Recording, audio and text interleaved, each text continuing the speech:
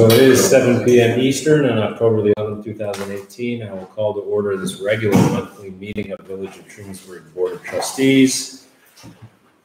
All of the board members are present. Do we have any changes to the agenda?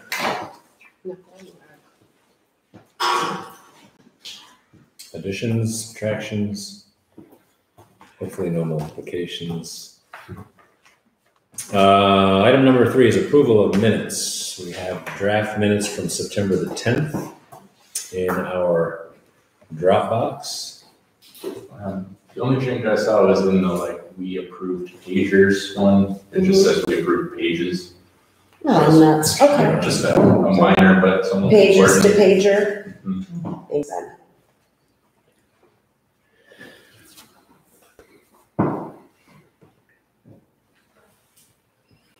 We don't have any other corrections or changes to the minutes. Then I would entertain a motion to accept the minutes with one change so far. So, Second. Motion in a second. Any discussion? If not, then all in favor, please say aye. Aye. Opposed, abstentions. Okay, item number 4 is our first open or public comment period, privilege of the floor, which is now yours, if there are any. Oh, all right. Well, I was just thinking with this 46 South Street project starting to move forward, that would be a wonderful time for us to host as a village a community meeting of residents, school district residents, if you will, to kind of explain the process, because I've been looking at it for a while. I'm still looking at it, but it looks like I don't know which steps come first, which steps come last, and I think it'd be a nice time for a question and answer period or a demonstration. Hold on, Tom, by the way. Demonstration of what's going on with this project, and also representation perhaps from the planning and zoning board, as well as representation for you folks. Mm-hmm.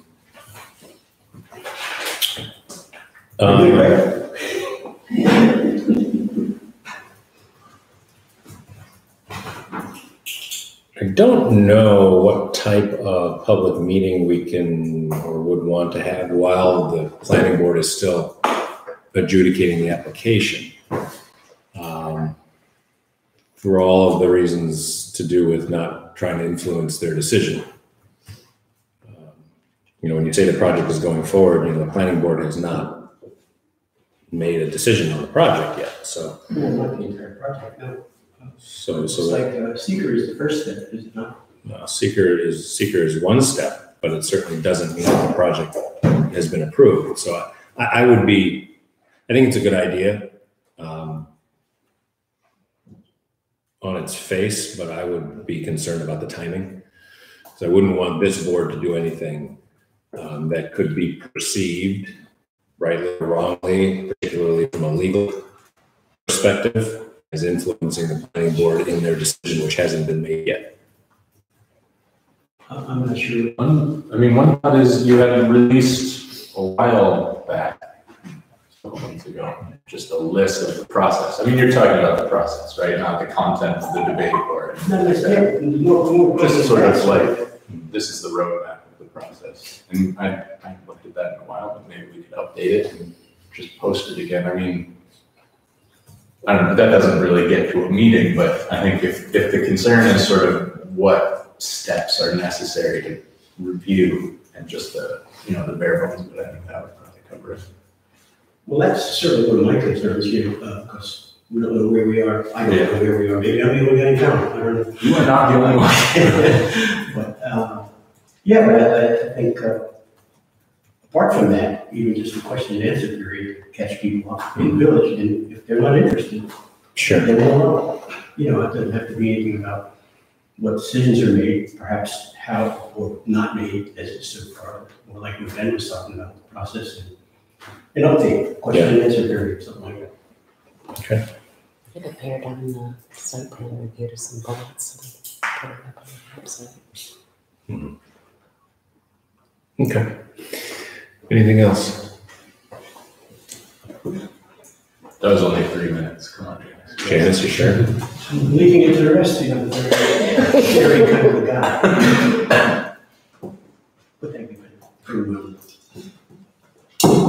Lest I be accused of cutting the public comment period short, give you one last chance. All right. I'll just say to echo what Tom said, I mean, that's a question I hear a lot, it's just people just interested in where is the project in terms of the timeline.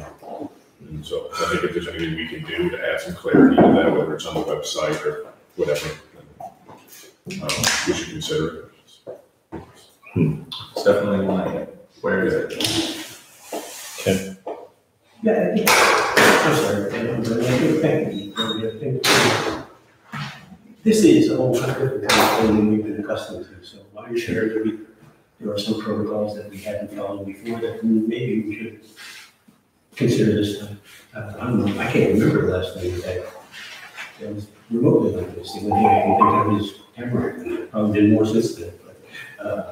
Well, the last significant project that was submitted as such to the planning board was Burnt Dairy. Oh, yeah. So it's not the same type of development, but it was a large project that involved seeker and site plan and so forth. And that was very, very clearly made by council to the village board that you don't say a word to anyone about anything until the planning board has approved or denied the project. So I'm sort of have that same echo in the back of my mind, but I can always see if there's a way to massage that. Good.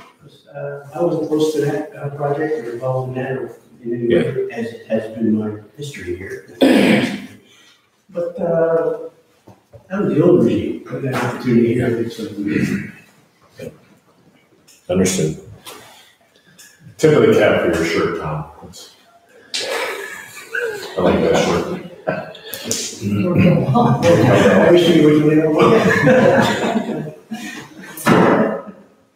All right. We are in public comment period. If anyone else from the public would like to comment before we move along.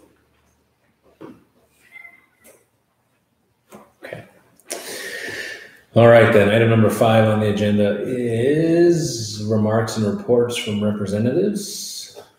Nancy, it's all yours. Okay, thank you. From the town of Ulysses.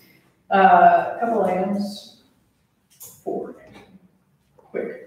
As you know, we own the property off Salo Drive that we have as a natural preserve. We voted 2 weeks ago to prohibit any hunting at all on that parcel.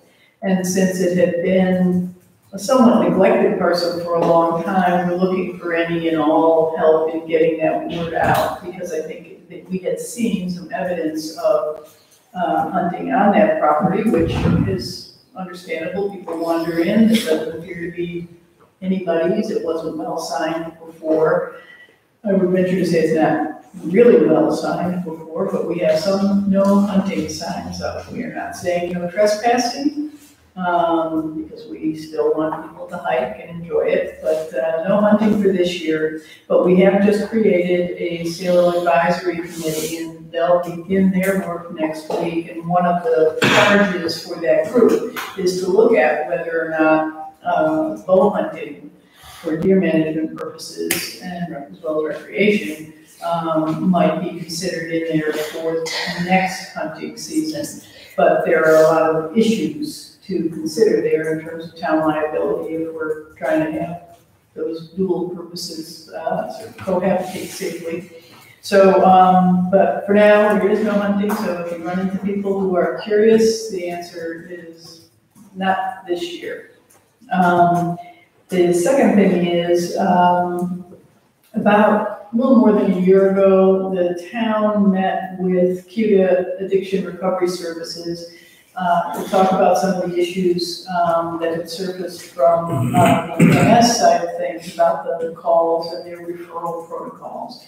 And we are trying to organize another meeting for next week if we can, just to sort of check in. And I confess I'm not entirely sure who the right person would be, because this year we'd actually like to have somebody from EMS join that conversation who can, in a practical way, talk about what the staff, when called, can and cannot do, because I think there are times when they're asked or expected to transport someone under some circumstances where they have clear guidelines that they're not supposed to, and rather than have that conflict or discussion happen when there's a real person standing there to either stay or go, we thought we could do that offline. And so if I could get some guidance on that, that would be great. What's the date of the meeting?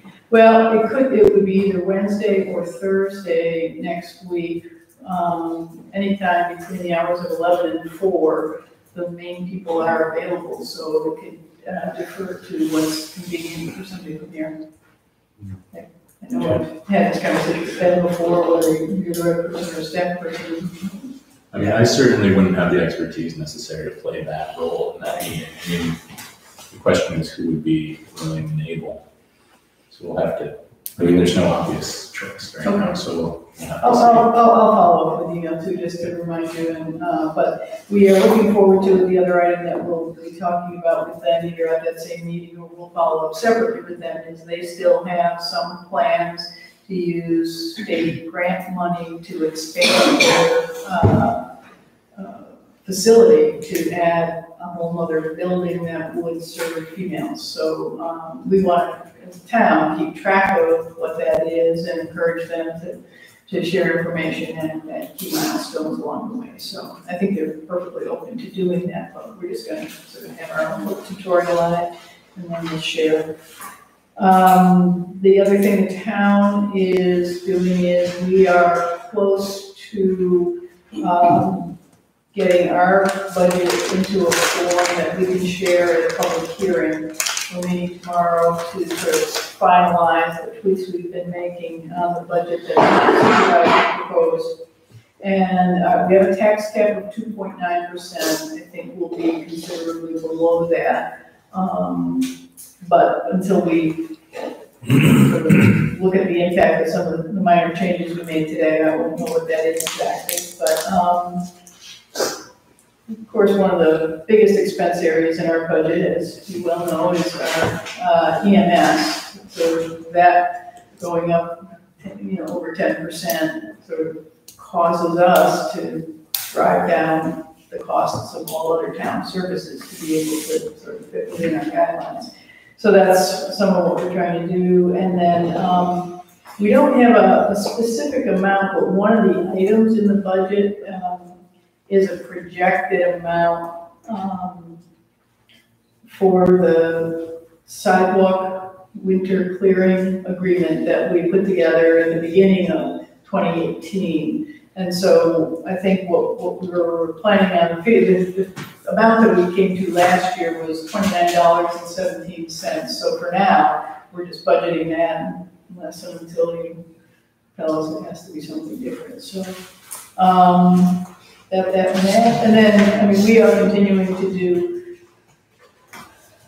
sort of grind slowly but methodically through our own zoning update. And we don't yet have a third draft for public review. That's what we're working on now. The committee has rendered its recommendations to the town board, and the town board is sorting through those, and we'll make some more changes and then get another draft back out.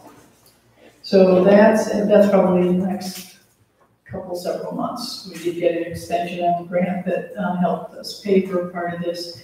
So we are have some time to make sure that we have enough of the community input to make sure we're including our points of view. So that's it, unless people have questions. Any questions for Nancy? Oh, Ben will probably do it too, but it can't hurt to do it twice. Oh, you got it? No, you go. No. Twice is better. The Youth Commission is hosting a fundraising pasta party on Friday, November 2nd. And, but I won't infringe on Ben's ticket selling audience here. I'll find others, anyone in the crowd who might like to buy. They are $30 for a family, $12 for an adult, and $6 for a child at the American Legion. And it seems November, Friday night, November 2nd. And it'll be family time. Kids will be entertained. And here's the biggest question is, will there be gluten-free pasta? And the answer is yes. I'm going to say it on the poster because we ran out of words, but yes, there will be. I was worried.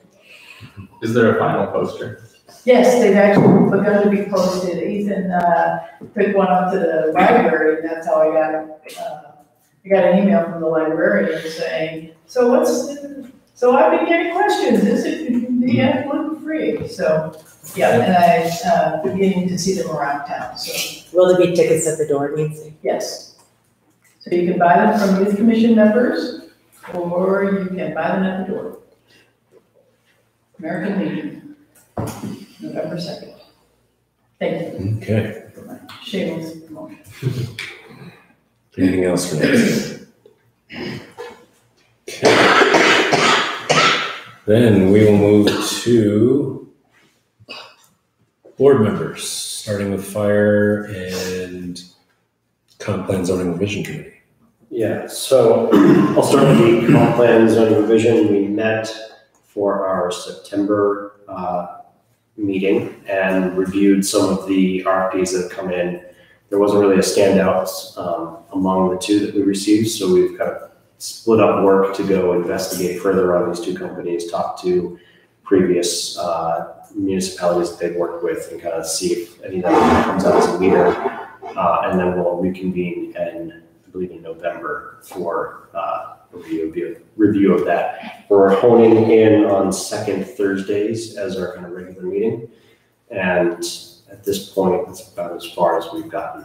We'll see if we pick one of these or solicit some more responses to that RFP, or kind of what direction to go as we keep moving forward. I don't have anything for fire, but I see Jason and Matt here, so I don't know if you guys have anything. No,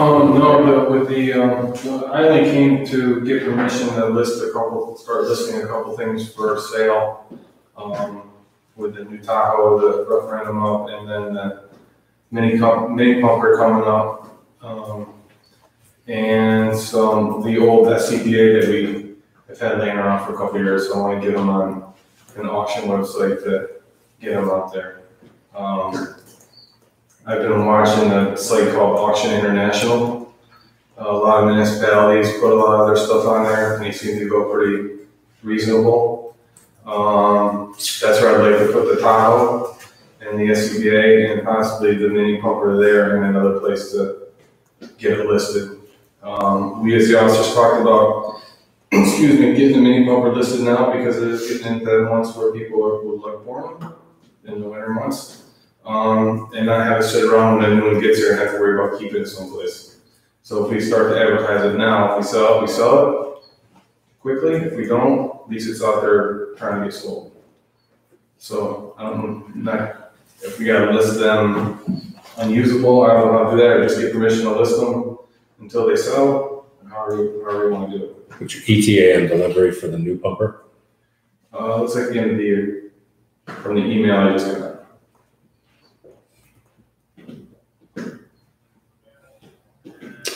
I mean, technically, in order to list it, we do need to declare it of no further use to the village. Right, that's what I thought.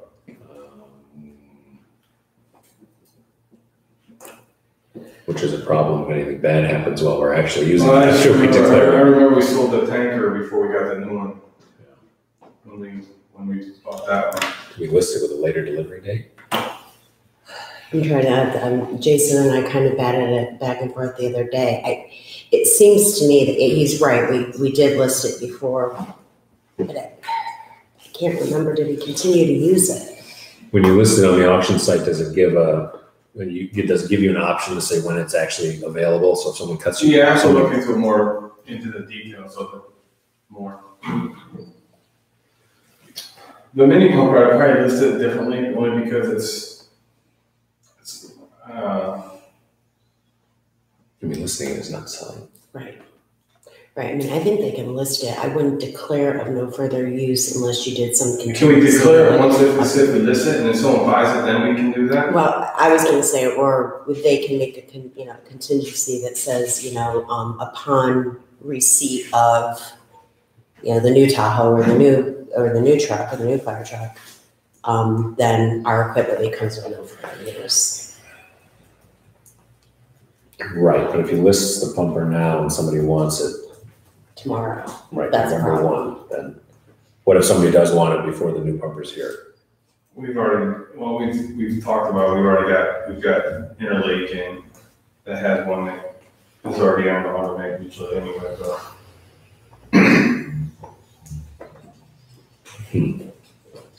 My issue is I don't wanna have it sitting around for the winter months, having to worry about storing it, because it would be stuck outside.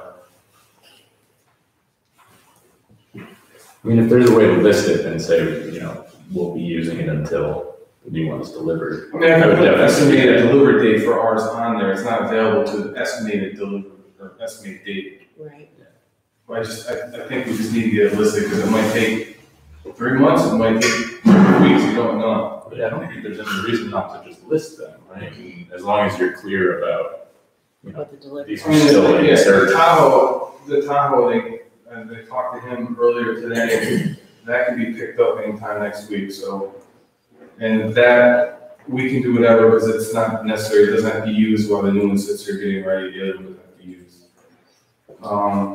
But the air packs, we can list those no longer used, because they've been sitting on our lot for 2 years now, and they gotta get out of there. Who uses the air tags? What's that? Who buys and uses them? There's other companies that buy them, refurbish them, Do something. and resell them. Most of the time they go overseas.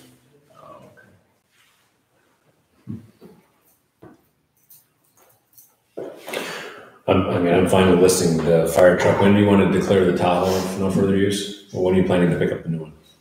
Next week sometime, possibly. So say But that's got all the stuff that's gotta be done to it. we'll make that one for the end of the month. You gotta say end of the month. Yeah, if you want to. So that's a resolution. For the Tahoe, to declare no further use as of Halloween. And the SCBA packs now. The fire truck, I would just wait. We can, a lot of places list them as it's for sale, but when new vehicle gets here, however they will probably place it. That's fine. All right, so 1 or 2 resolutions, just one. Yeah, just- I'm fine with One for a resolution to list the SBCBA's as no further use, as well as the Tahoe, SCBA's is no use effective immediately, and the Tahoe, no further use effective October 31st.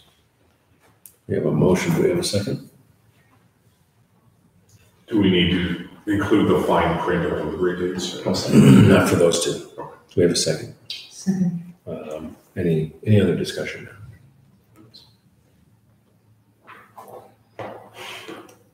Okay, if there's no further discussion, then all in favor, please say aye. Aye. Opposed, abstentions. Anything else? Do you want me to say anything about what happened last week, or just not? Before we switch hats, can we finish what we were doing? Or I misunderstood, because what I had is to list the SCBA as no further use. Is that also permissive to list them for sale, that and the Tahoe? Is that what you were saying? Sorry, I didn't realize that I needed to say both of those things. Well, that's what Yeah. we just decided, right? Yeah. Yes. So, okay, all right, I just I want to need make to do sure. another one, you already know. Okay, I think we're good. Depends what we're talking about from last week. The toll visit from the Pesh guy? Oh, sure. Okay.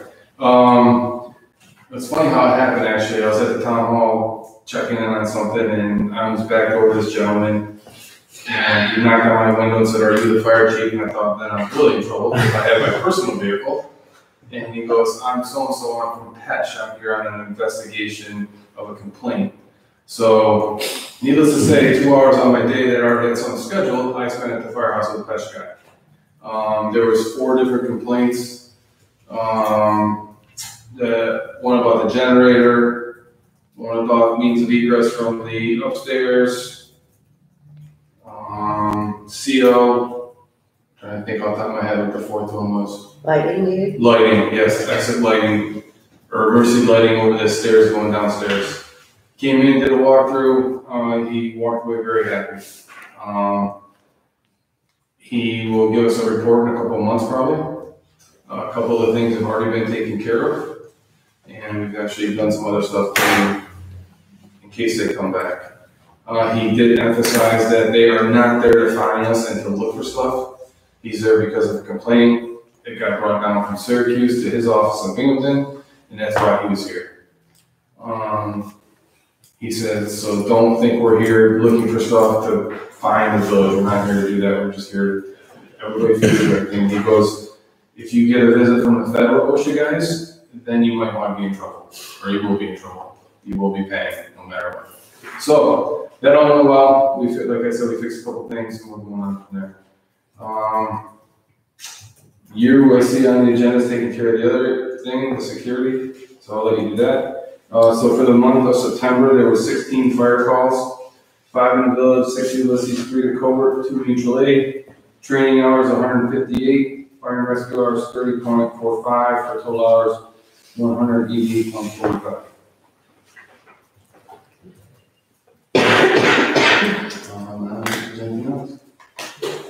Actually, I have a question. Just I'm a little confused about the sequence of events. So someone called and complained to Pesh? Mm-hmm.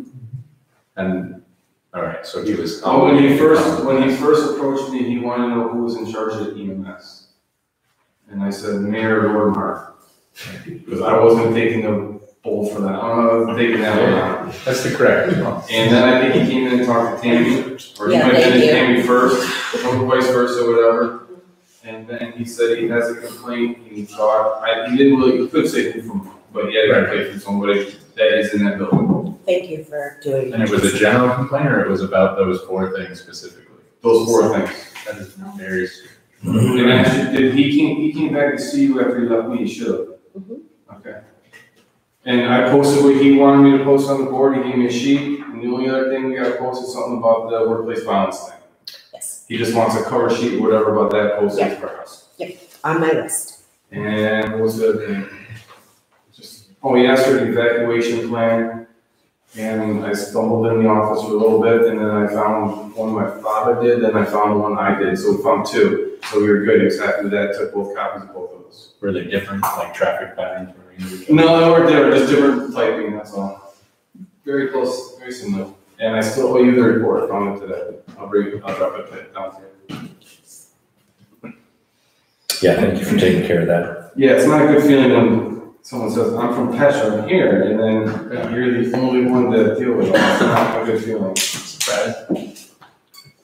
No, I thought when it came to the bones of the building, you would be better to walk him through it than I I was. just wish I had my truck 5 minutes earlier, it wouldn't have found me.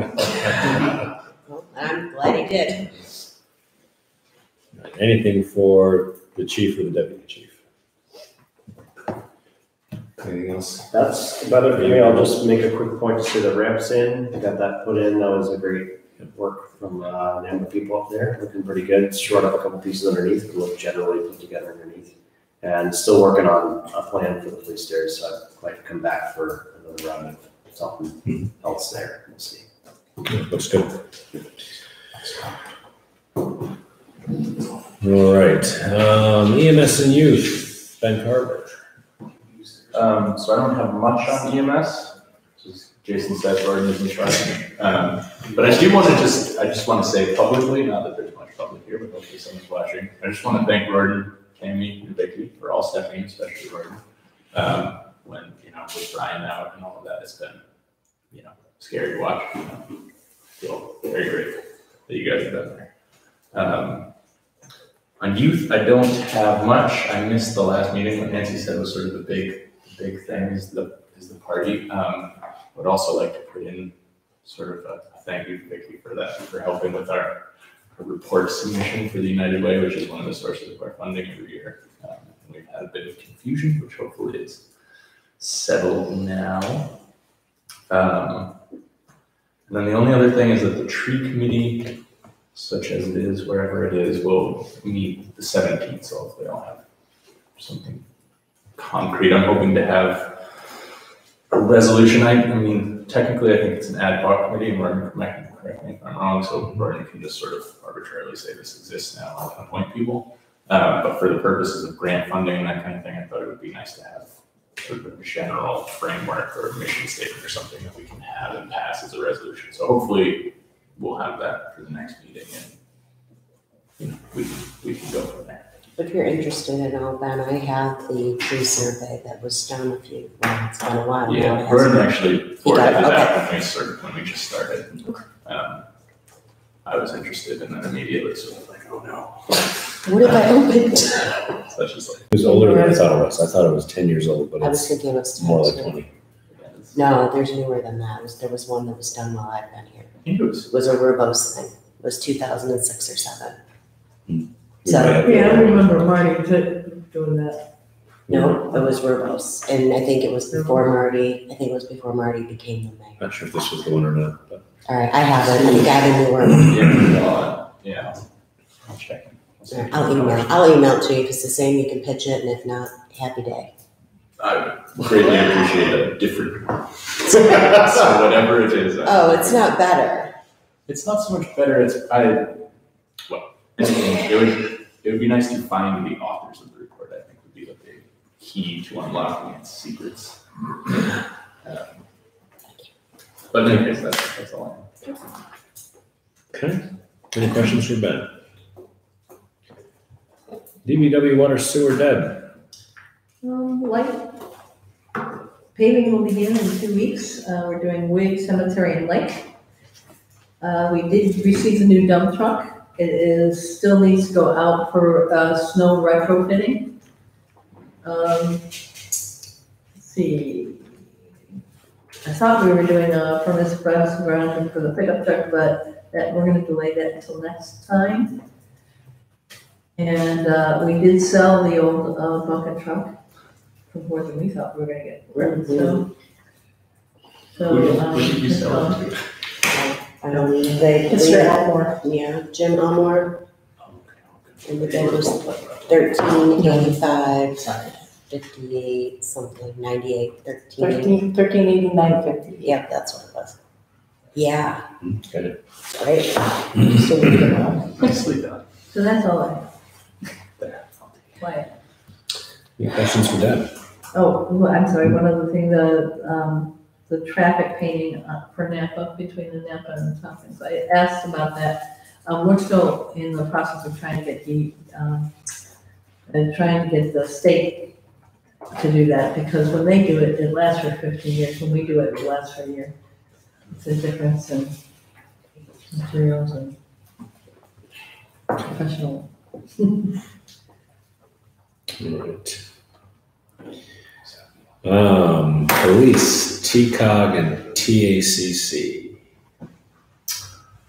So at our last meeting, we introduced try to talk loud. We introduced the topic or the suggestion from Chief Nelson to hire 2 full-time police officers. And so I'm bringing that back to the board tonight.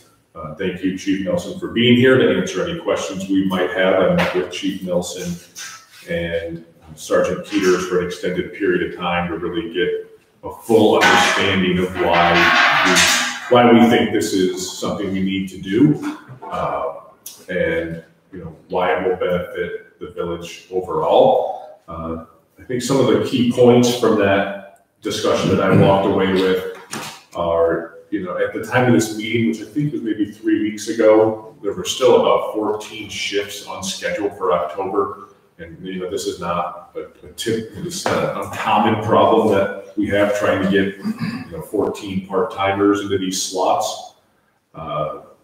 2 full-timers will take the place of about 6 half-timers, which I think is important.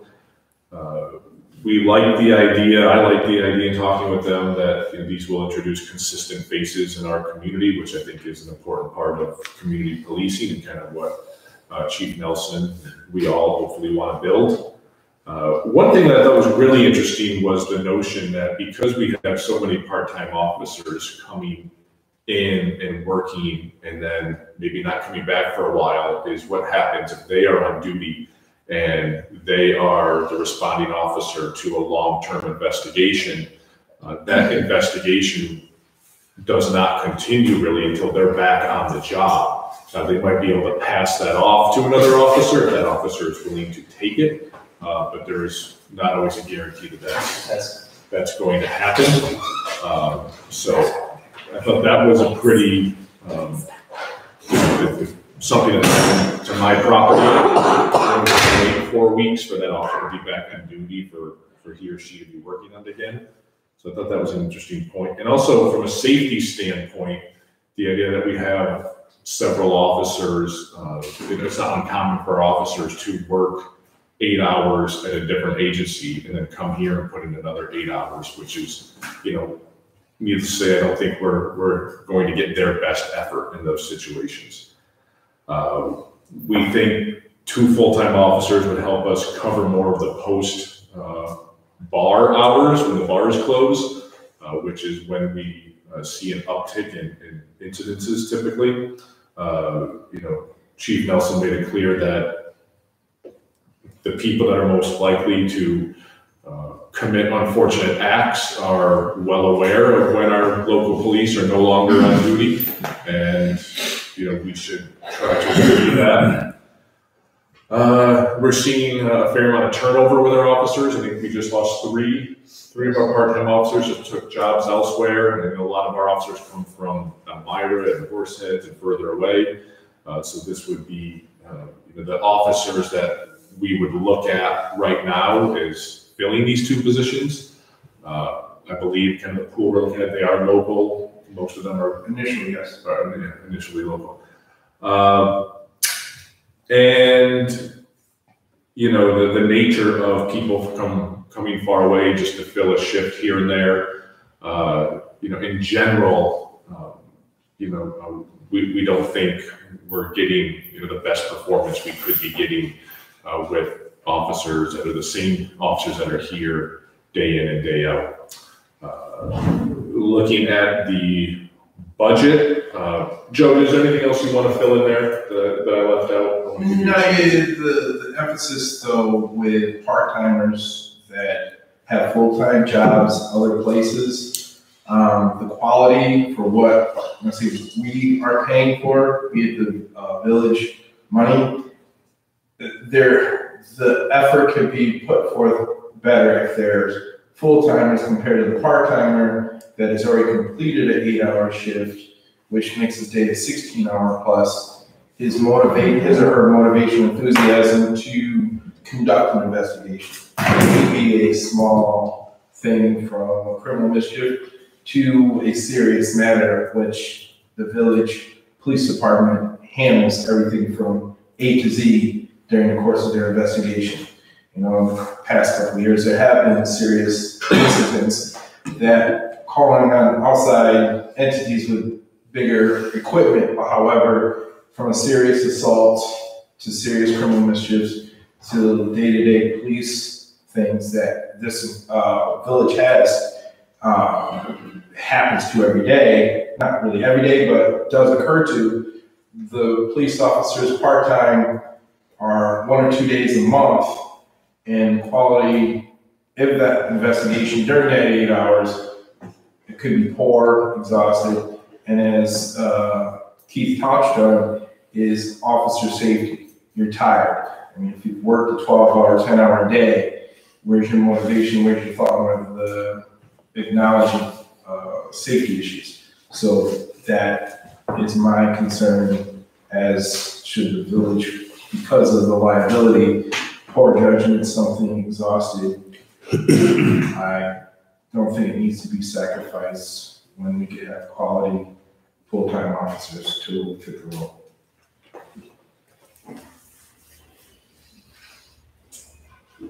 I will also say, I believe we're the only municipality in the county that does not have full-time officers. So that's one thing to consider. There's a bit of a precedent around us. So, I think there's other things, you know, the other stats for the month and stuff that we can talk about, but I don't know if we want to talk about. No, this first. No, I don't necessarily, I mean, unless board members have particular or specific concerns. This is something that has been discussed off and on for the last several years, certainly the last 2 or 3 in particular. And my conversations with Chief Ferretti at the time were more along the lines of, we're probably going to have to make this move at some point. And that was usually immediately followed by, I hope that my successor is the one that has to take it on kind of comment. But the idea of, you know, you have eager, particularly the younger, newer officers, you have eager officers who want to work.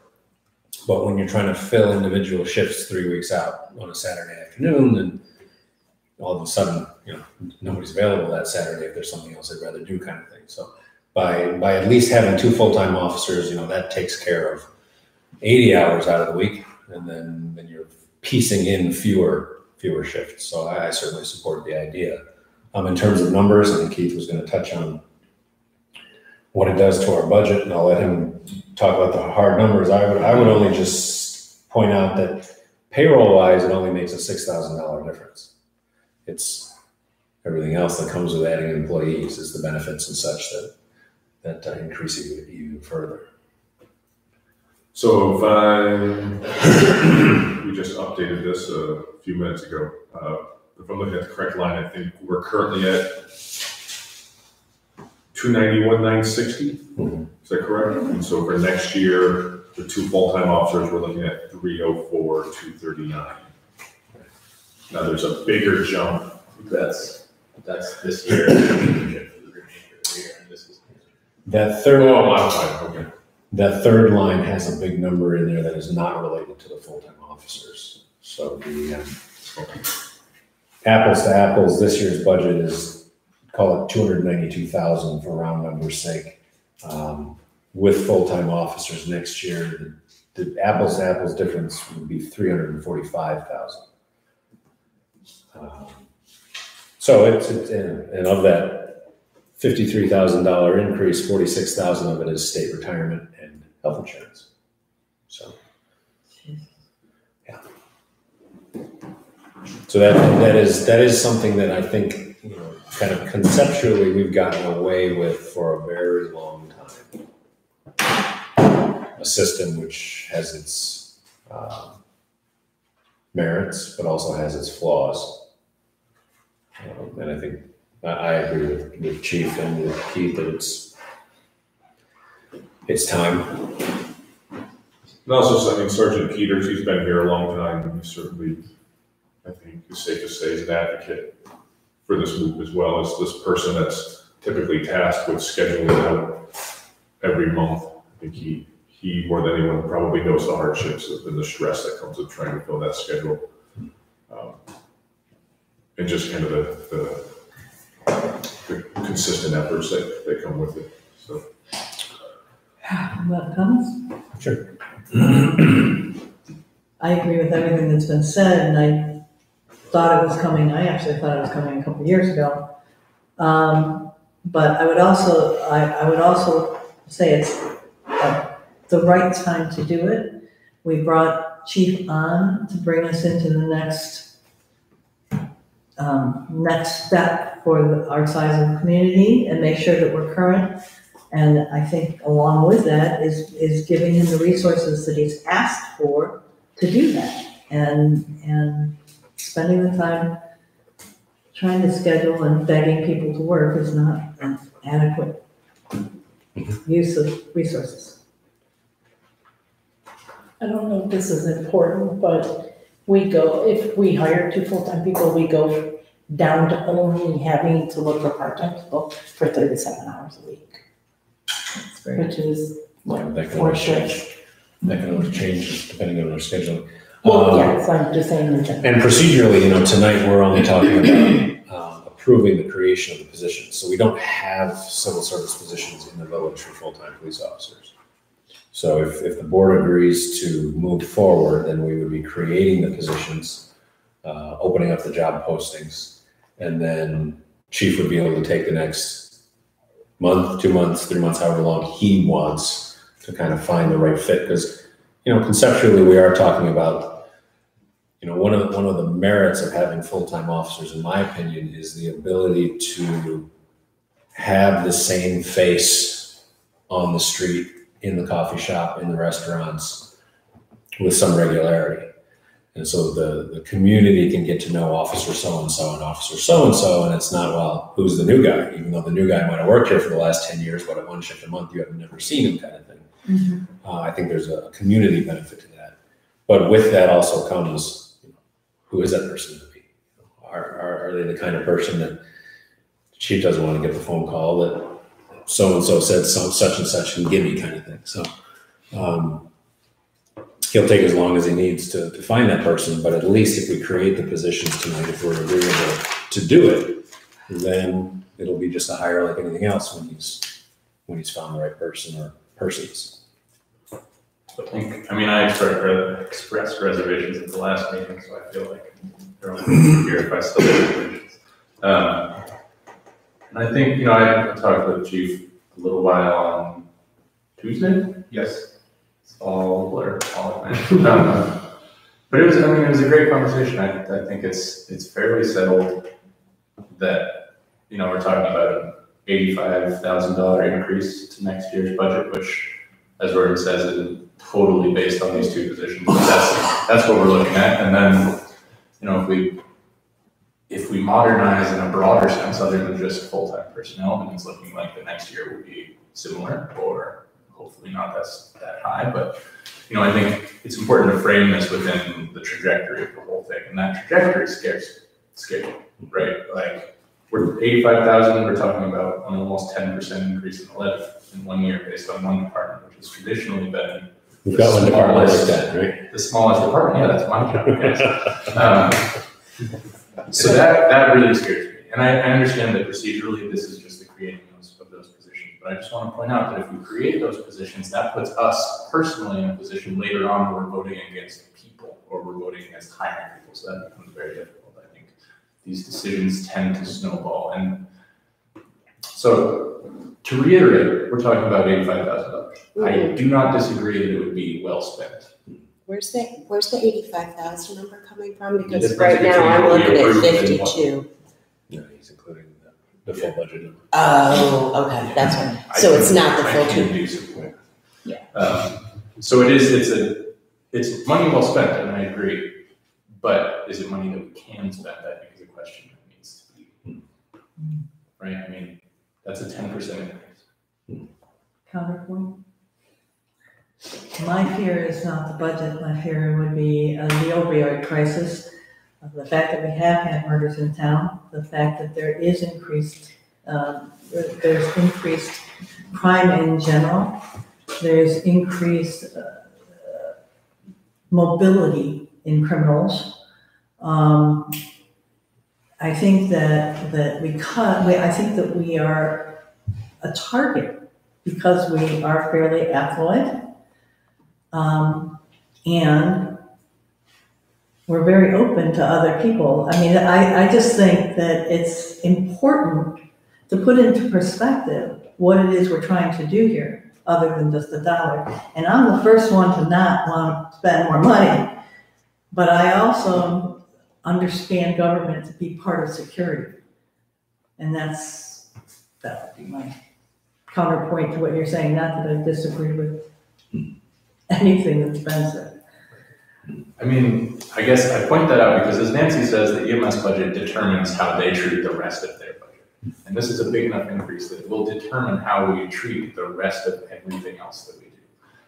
Not including fire and EMS, which we've already sort of done. So between that, which also was fairly substantial increases. You'll remember that our fire, I think it was fire, our contribution went up because our calls went up last year. So we're already well into the red, not to mention spending backwards into the red for this current budget year. This is not, I mean, I say that not necessarily to take a position. I mean, like I said to the chief, I'm still sort of undecided. I just want to make sure that the debate is framed accurately. Yeah, just to be clear, I mean, the reason, Chief and Sergeant Peters and I sat down, what I said to them is basically what Ben is saying. This is real money we're talking about. This is an increase in our budget. It does have ripple effects. So help me really understand why we're going down this road.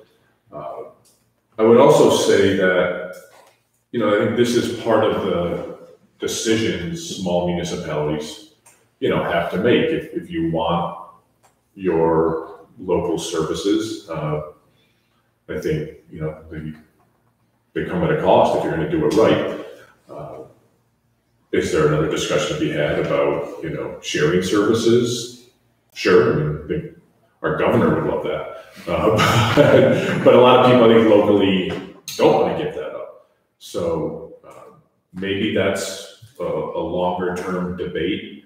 But after hearing out Chief and Sergeant Peters and looking at the numbers and thinking about future costs and, I'm trying to be as fiscally responsible as possible, but at the same time, I think if you are going to have a village police department, you want one that's effective and one that people can rely on and is going to get the job done. It's one of those things that you kind of almost don't count on it until you actually need it, and then you need it to be there. And hopefully, none of us really have to rely on that. I think there's issues in the village that, I didn't really want to dive into. I'm not looking to, dangle crime as a scare tactic here, but I think there are issues in this village that we all kind of know about, but don't really talk about. And I think Chief would be eager to have the resources to maybe address some of those things. So I don't know how to, make, if people are really worried about the money, I totally get it. It might force us to make tough decisions elsewhere in our budget in the future. But as it stands right now, in terms of moving this police department forward, I think it's the right decision to make now. And if we need to reevaluate in the future, always happy to reevaluate our budget. I think to Ben's point, there's almost two, and it's very hard to separate them, but there's almost two separate conversations. One is, in order to effectively operate the police department, how do we do that over here? And then there's almost a broader philosophical conversation about how do we prioritize what's most important in terms of the services we offer in the village. And certainly not suggesting anyone here has said this, but I've had people over the years make the statement both to me and elsewhere that we're a small village, why do we need a police department kind of thing? And no one in this room, I think, is suggesting that that's something we should consider.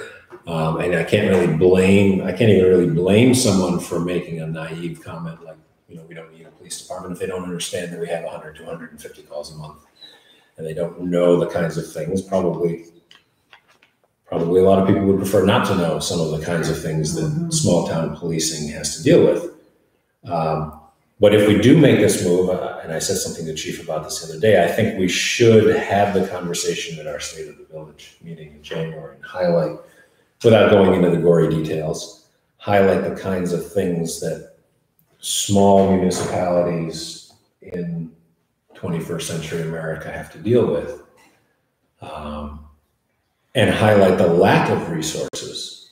When you talk about shared services and consolidations, if there was a town police department and a village police department and a sheriff's annex and a state police barracks all within a few miles, and there would be a lot of redundancy. Some of that redundancy actually does exist on the other side of the lake. We're kind of out here on our own most days and most hours and most days. So, again, philosophically, we can probably have a discussion about how much do we prioritize certain things. We've certainly kind of planted our flag with fire and EMS that we believe it's important. I think public safety is another one where if government is going to do things, that should be one of the things it does. But I'm certainly not insensitive to the idea of our taxes going up. I don't like seeing the tax bill any more than the next person. It's also worth pointing out that our police budget is the only budget that has gone down during my tenure as a trustee, which I think is very impressive. And not necessarily in a good way.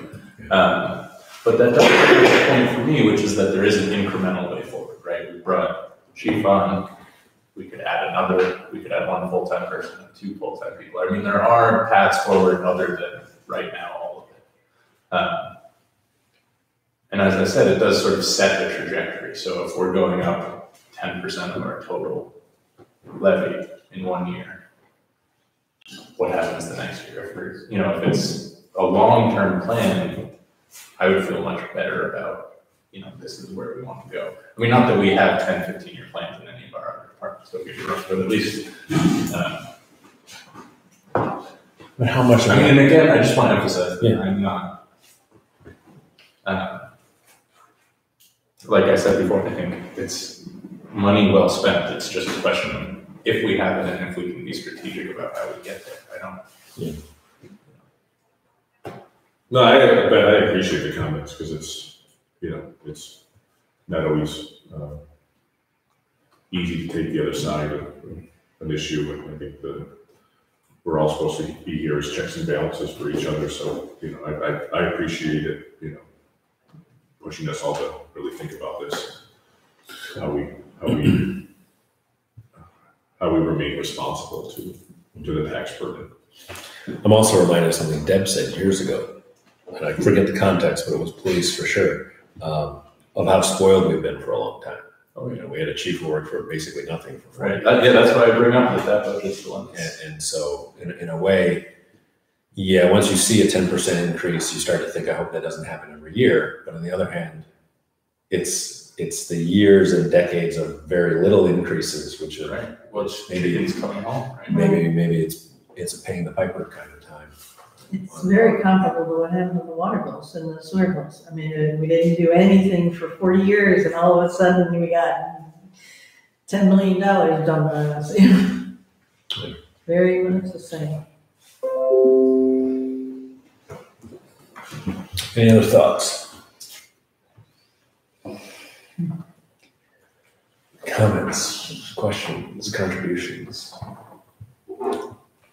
Chief, you have any? Well, I'd just like to add, as I spoke with Ben the other day, is that with that and having the monetary side of this, and yes, I don't live in the neighborhood yet, but I will eventually, but still as a taxpayer, no one wants it. And I work with Vicki to figure out, Tammy also, how to minimize the initial.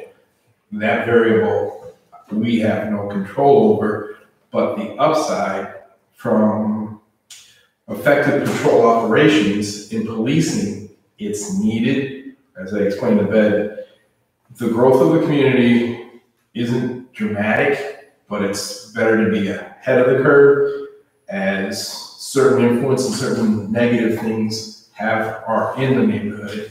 You need to be proactive to address them before they come out of control. And then it's like, okay, well, we got to do this. So I have a belief in philosophy of law enforcement is reactive, but in this case, we could be proactive to be in place, because we're not going to catch everything. We're not going to immediately be when the bad guys are acting up in incidents when they occur, severe to little to minor. But the presence to address them immediately is where I conclude the presence of law enforcement. And not law enforcement to be military, is to assist, to work with EMS, Department of Public Works, to be a cohesive group. Yes. full-time fits the necessity for that.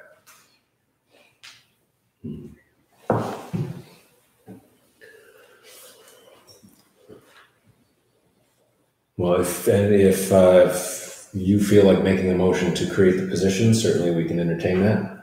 If the board feels that there's more thought that needs to be given to it, we can certainly take that route. I'm certainly prepared to support creating the positions. We'll get to see who chief would want to appoint to those positions.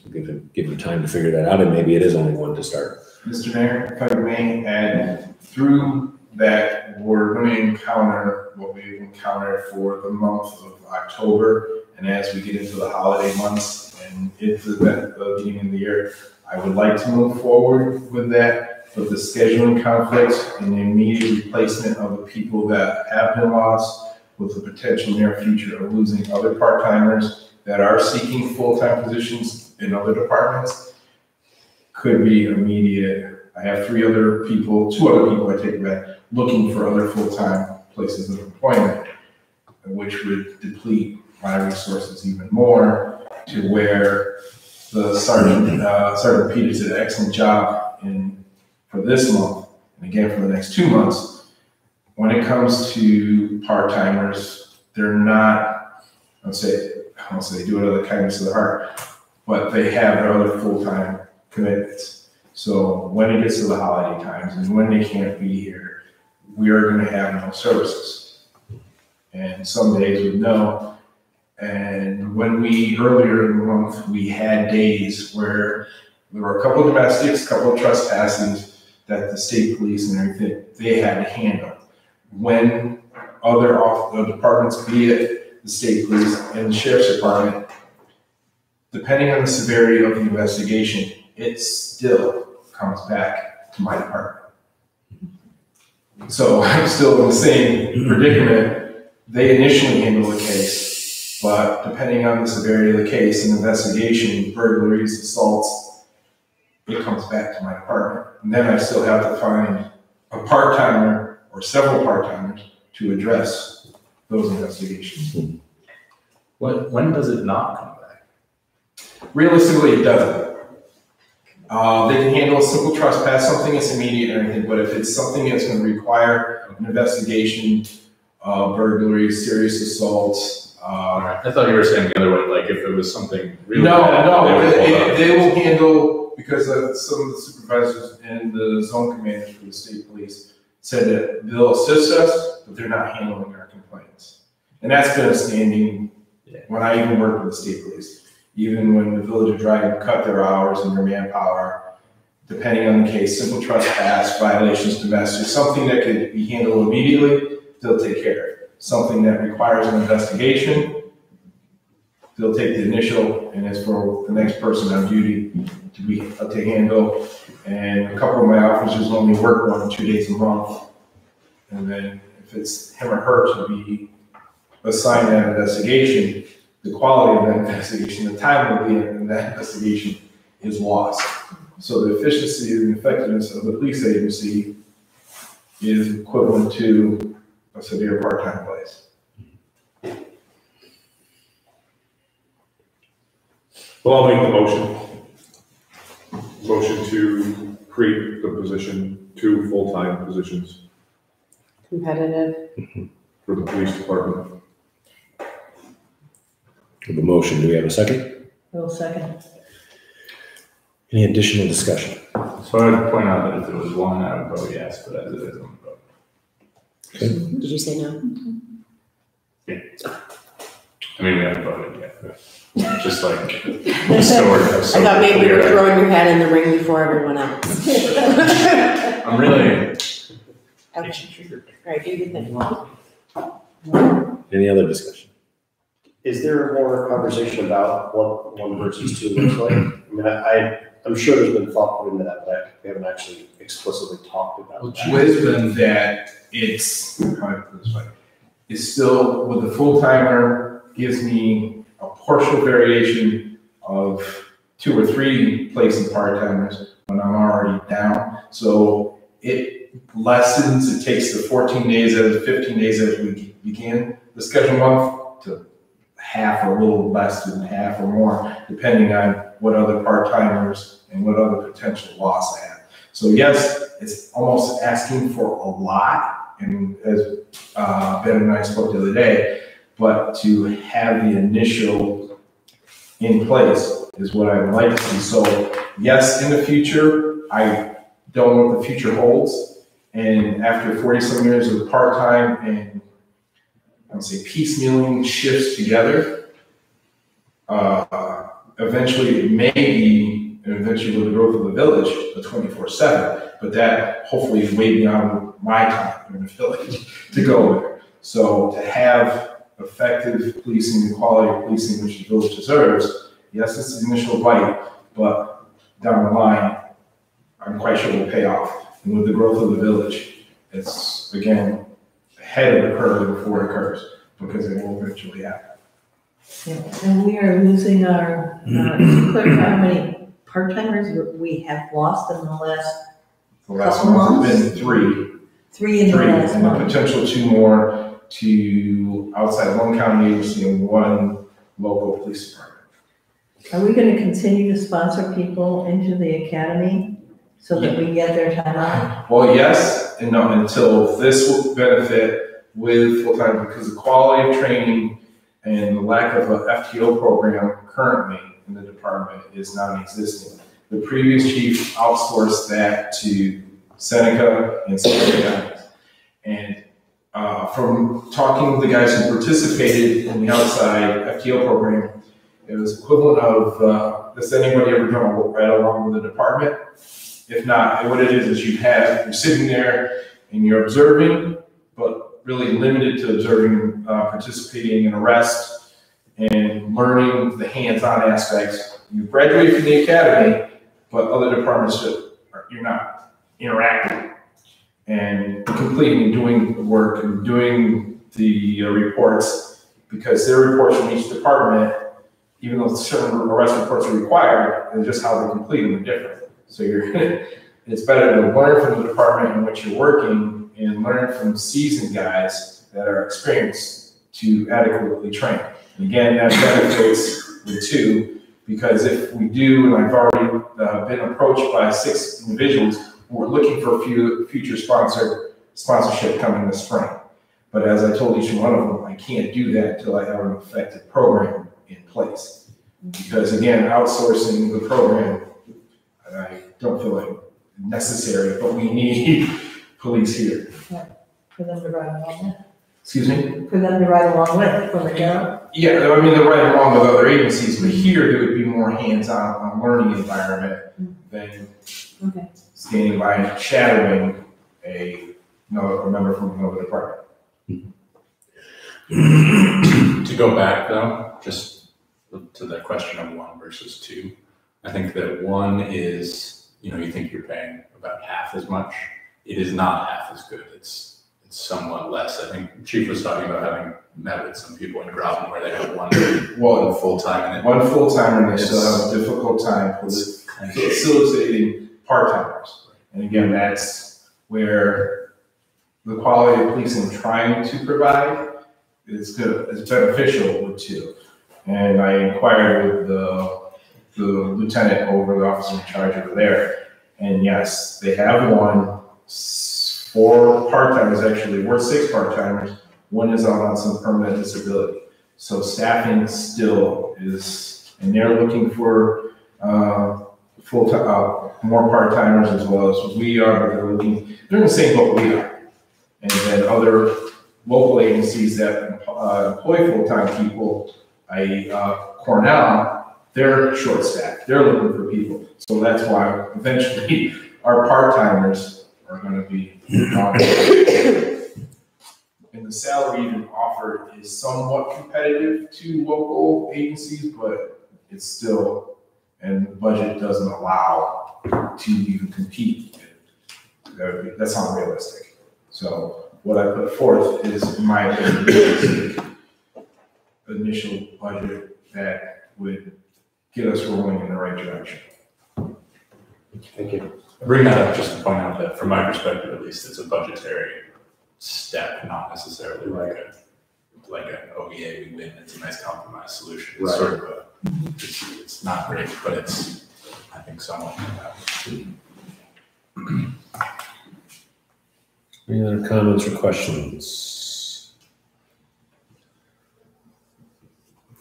All right, then we have a motion and a second on the floor to add or create 2 full-time competitive civil service police officer positions.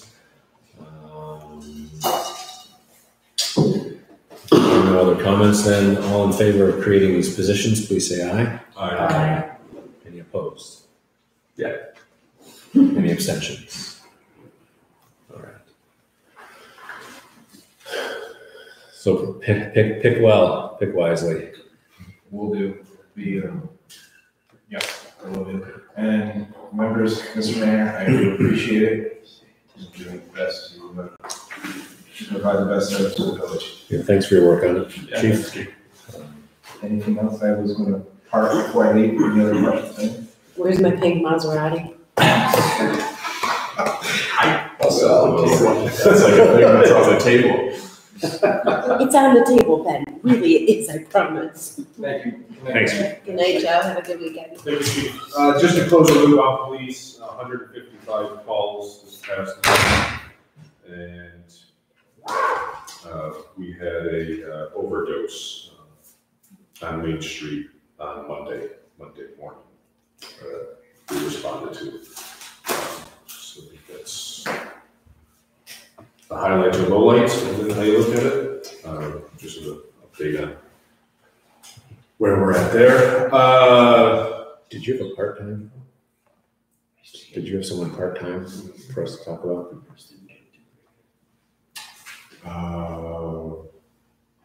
Maybe not. Maybe not.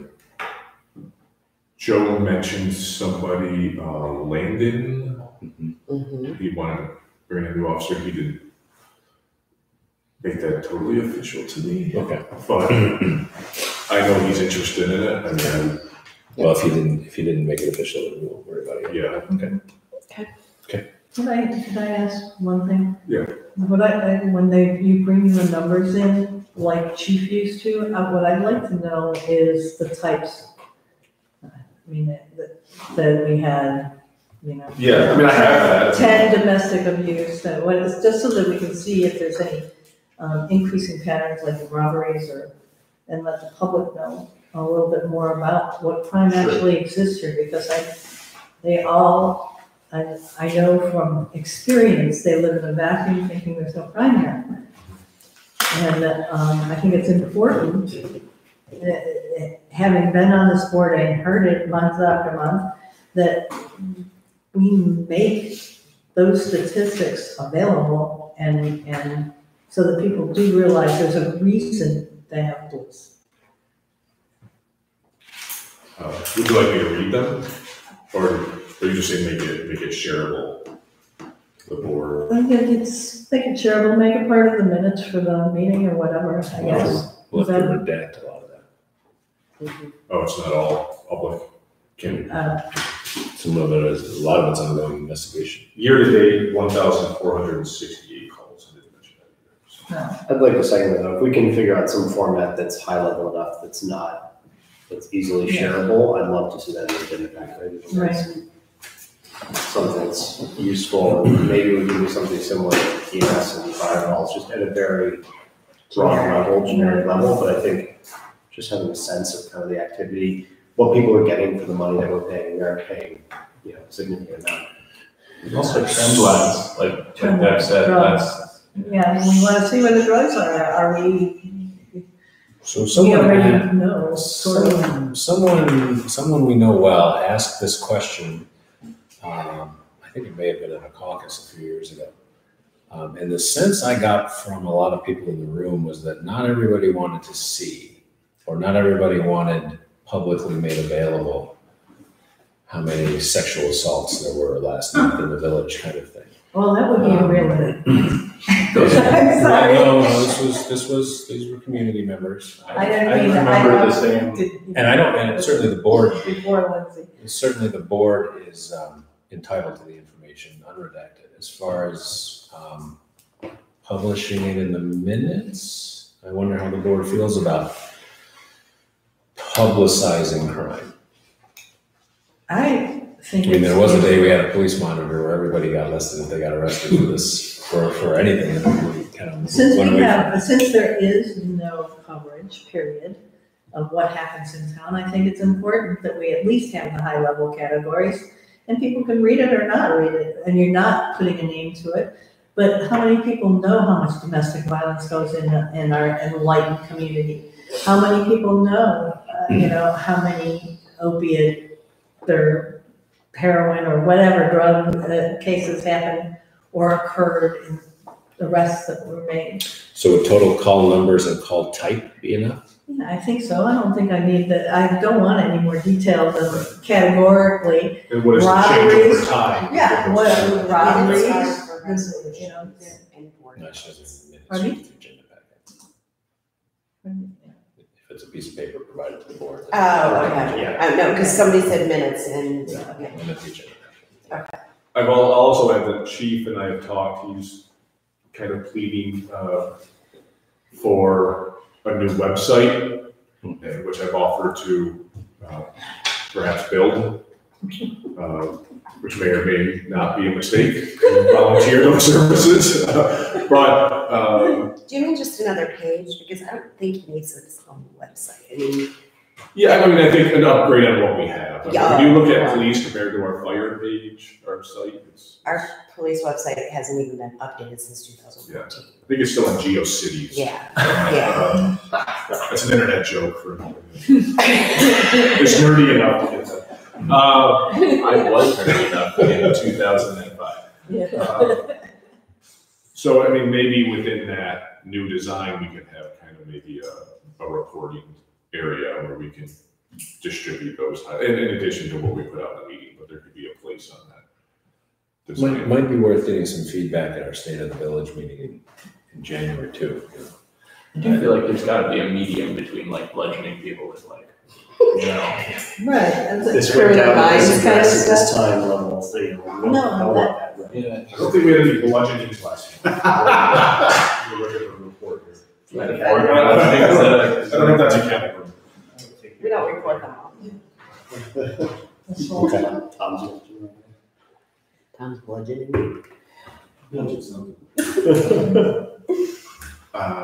Okay, wow, that was long, so I'll be quick to get stuff. TGOG, Tompkins County Council of Governments. We were visited by the Tompkins County Administrator and Elm Street resident. In case you didn't know that, he's new in town. And he went through in quite some detail where their proposed budget is at right now. So they are in budget season for the next year's county budget. I know they were scheduling some public meetings to talk about the budget. I know the county chambers might seem far from here, but I looked into it. I think it is about 20% of your local tax bill goes to the county. So if they're doing anything with taxes, it's something to keep an eye on. But I think they're looking at a 1.4% levy increase, if my notes are correct, which is well within kind of what the state likes to see. But they're also saying this will be a slight tax rate decrease for the 5th straight year, which I like to tell people sounds good, but the thing to keep an eye on are property assessments, because county has a way of getting this money back. Assessments have been going up dramatically in our county. But always know that there is a process for fighting your new assessment if you feel like it's worthy or deserved. I'm sorry. Go ahead. Around the reassessment, when you get assessed and you go and fight your assessment, right? They used to do that locally. It's my understanding they're not doing that anymore. You have to go to Tompkins. Yeah. So, I mentioned it at our last board meeting that they decided to dissolve that because of just, they had a breakdown of how much that was utilized per municipality. And it just nobody was, yeah, like nobody was using it, so. I mean, I think I forget what the exact Trumansburg number was, but it was single digits. So they're, I mean, and I think they're looking at it as a pilot, not permanent. And the one thing that I asked about was how often, when the local board overturns an assessment decision, how often does that get upheld because it still has to go to the county? And they say it only gets upheld about 50% of the time, so. and they probably only give it maybe 10% of the time, so it's. Right, yeah, so it's, they just didn't feel like it was an efficient process, they want to try something new. I can certainly see benefits to anything being local, especially when we live where we live. But they wanted to try Actually, this. to some extent, it's probably better to have people you don't know that are looking at your assessment, because then they're looking at facts and not, well, you know, that neighborhood kinda, and I've had those conversations when I have fought my assessment, so I know that's what happens. Yeah, that was a couple months ago, the county assessor came in and kind of talked to us about why they wanted to make that change. So if we don't like it, we'll certainly have an opportunity to voice that. And so if the community has feedback on that, let me know. If it's something that you're hearing is a frustration for people.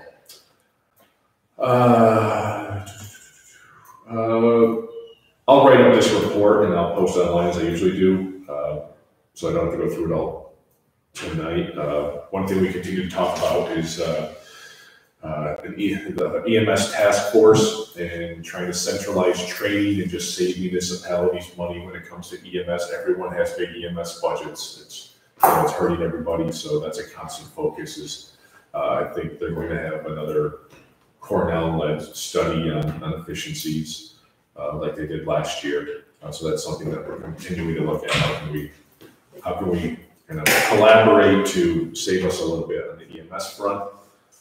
Most people seem to agree eventually Albany's going to have to offer something probably. And then the other thing I wanted to mention, TCOG was they have the TCOG Training Academy where they partner with TC3, TC3 Biz. And it's kind of a focus on training government employees with a focus on soft skills, communication, emotional intelligence, things of that nature.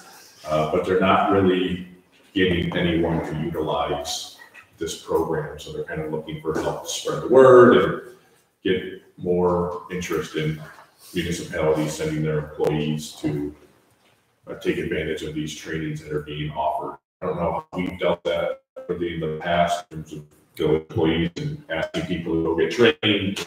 We actually used the courses for Dustin before he took the DPW supervisor position.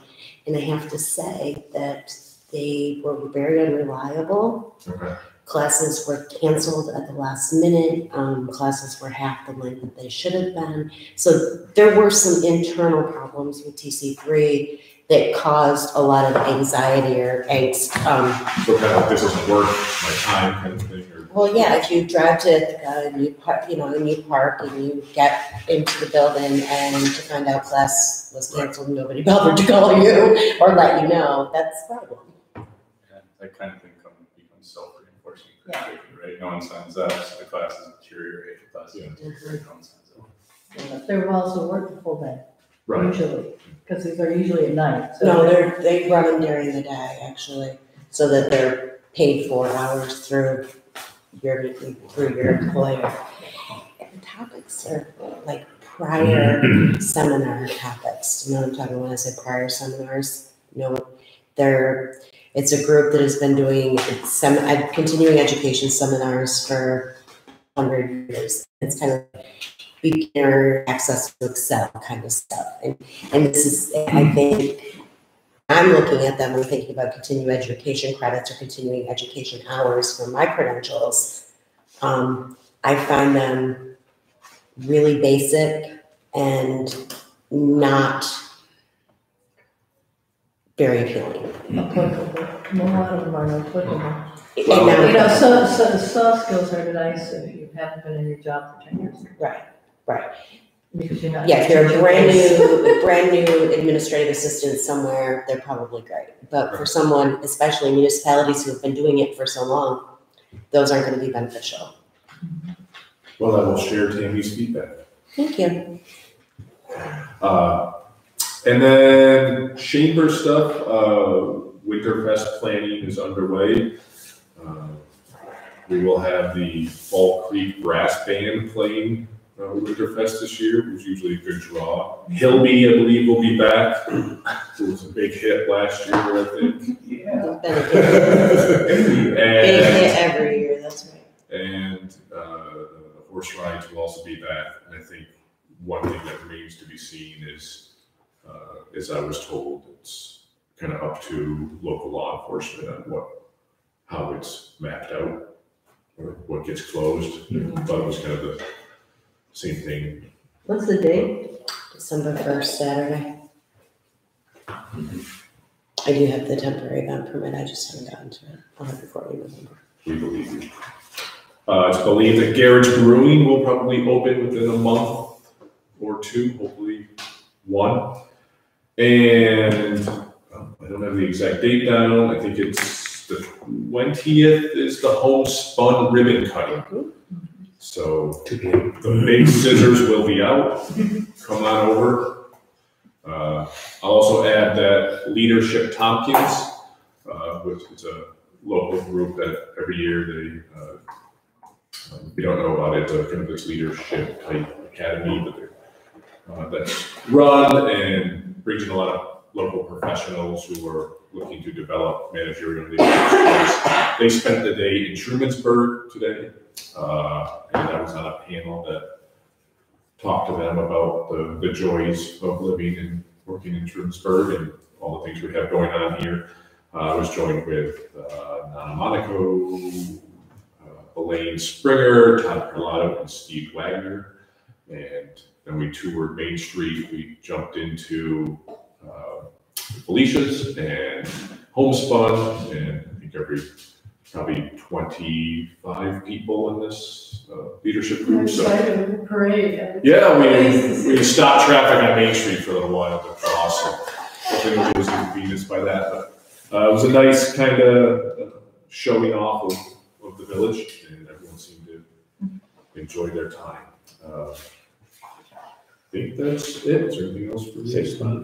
Safe spot. So we continue to, the school district's been really helpful. BJ Nelson has really kind of offered to dig deep, and she was, pretty adamant that, yeah, you want to get this right. And so she's really helping to do some research with other programs and deliver me kind of a list of best practices for our participating businesses. I asked Joe to touch base with some village police departments that run this to try to get their feedback. And so again, it's kind of in a holding pattern to have the professionals deliver that list. I did try it. Well, I sat down with the camera while I was in Lake Placid for a culture meeting, and to say she was not, she didn't give me really any information. We just started this thing, we stuck up these stickers, and people do, comment on one kind of thing. She didn't really have a lot of insight for me, but I tried. Yeah, the one thing BJ and I talked about was just this idea that if you're going to create a program like this, do you want to set the expectation that if you utilize it, the police are automatically going to show up? Because we felt that would deter people from using it. So how do you not make that the default without putting too much liability on the businesses? So that's kind of the tightrope we're kind of trying to walk right now. And again, as much as I wanted this program live a month ago, I feel like this is a part of it that we just want to make sure we get it right so that we don't have a failure on the gate for any reason. I think the other thing was municipal or online bill pay. Vicky and I at different times did a demo with Municipay. I thought it was a pretty solid platform. They seem to be the only platform tailor-made for municipalities. Vicky, you had some good notes on, as somebody that would be working with it, like, you're gonna share your feedback. I thought she was very informative, and I like the fact that they were specifically for municipalities. They do support a little over 250 municipalities in New York State. She did give me several names, and then Tammy found out today that the Village of Interlaken uses them. No. Oh, I thought that's what you said. No. Oh. No, they do not. Oh, they don't? No, they use Williams. Oh, So okay. Oh, our okay. current water and sewer billing software, tax program, and our budget system are all Williamson Law Book programs. Williamson Law Book has a program, a software that is very much like the Municipay. However, in looking, so I asked for the information. I did not see the Municipay demonstration because I was gone the second thing. So, been talking with Vicky and looking at the Municipay website. A couple of things occurred to me. One of them being that although we can take the payments online and Municipay does the deposit and whatever, we still have to hand enter the payments. So basically, it's not saving any time or any manpower. So in talking with Williamson this afternoon. What do you mean hand enter the payments? So when they go on to Municipay, when they click, they have to have their bill sitting in front of them, or there's no way for them to pay it. Right. They can't look at their bill. Right. They can't see what's It posted. doesn't integrate. It doesn't integrate. So I called Williamson to ask him about the integration because it sounded like the lady that Vicky talked or dealt with at Municipay had kind of led her to believe that they do, and when indeed they don't integrate. So with a program like Williamson, they would log in, they would actually be able to see their own bill, see their own usage, see their account number, pay a portion or all of. So while I'm not as informed on Municipay, those payments would go directly to our system. So basically the customer, they would put it in and it would automatically post to their account. Our side would show paid. Right, and it would show paid. So in realizing that there's a lot of gaps with Municipay because you have to have your bill in front of you. That's where a lot of our problems lie. People, they lose their bills. You would not believe how many phone calls we take. So if you don't have your account number, you can't look it up by your name. I'm not sure that it's as effective or as efficient as I had hoped that it Will Williamson do a demo? Yes. Well, the lady from Municipay had said that what she meant by integration was that they could develop a report for us and export it in Excel. Well, no, I understand that, but that's what she meant by integration. Have Williamson come do a demo. And the end user has to be able to pay any village bill. That's key. Yeah, Not that's just- what I was gonna ask. Not just water, not just Right. sewer. No, It has they to could be- do taxes. It has to be anything. taxes, it Yeah, has it to does. be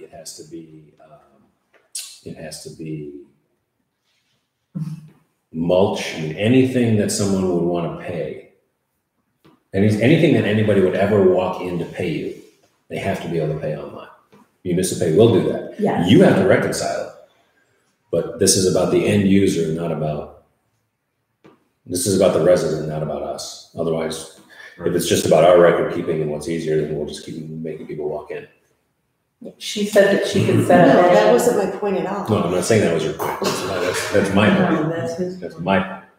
So if Williamson can give us a demo, Yeah, you're gonna have, there's no way that somebody's gonna walk in to pay a mulch because we don't give them a bill. Right. So that's probably, I don't of know. everything you just said, they can pay their taxes, they can do all the other things, but mulch. I don't know about mulch We specifically, have to but, be able to. but it has to be expansive. So if the village starts charging for something, the individual has to be able to go online and pay it.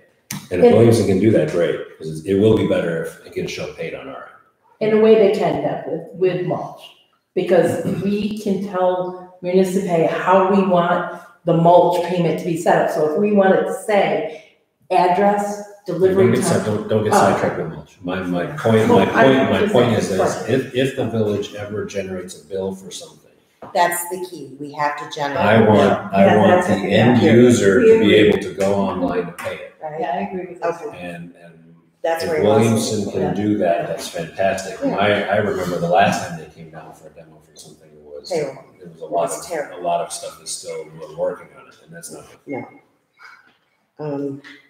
Right, so at this point, the only thing we generate bills for are water sewer taxes, with the exception of invoicing that she does to like the school.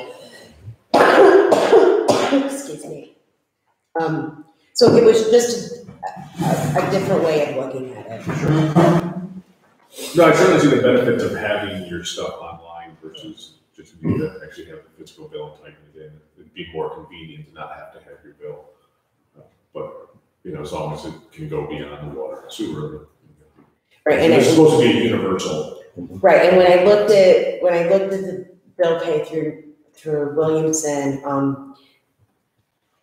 there was another point, and it just flew right out the window. I'm sorry. The other thing, I do that. the other thing that I'm not gonna wanna wait on is, we looked into this a few years ago and it seemed like it was something we didn't like, so it just died. And I don't want, how's that phrase? I don't want perfect to be the enemy of good. You know, it's almost 2019. You should be able to pay your- you should be able to pay your bill online, so. It was. One of these two, imperfect though they may be, you know, within the next 6 months, we need to have it up and running. Provided it's not vaporware, that should be easy. Sure. That's just, And the attraction to me of Municipay was that it doesn't cost the village anything. So if Williamson has a similar, Okay. Williamson has a similar No, pricing structure, yeah, it's gonna cost us. well, if it costs money and it's passed through to the end user who wants the convenience and they pay that fee online, then that's okay.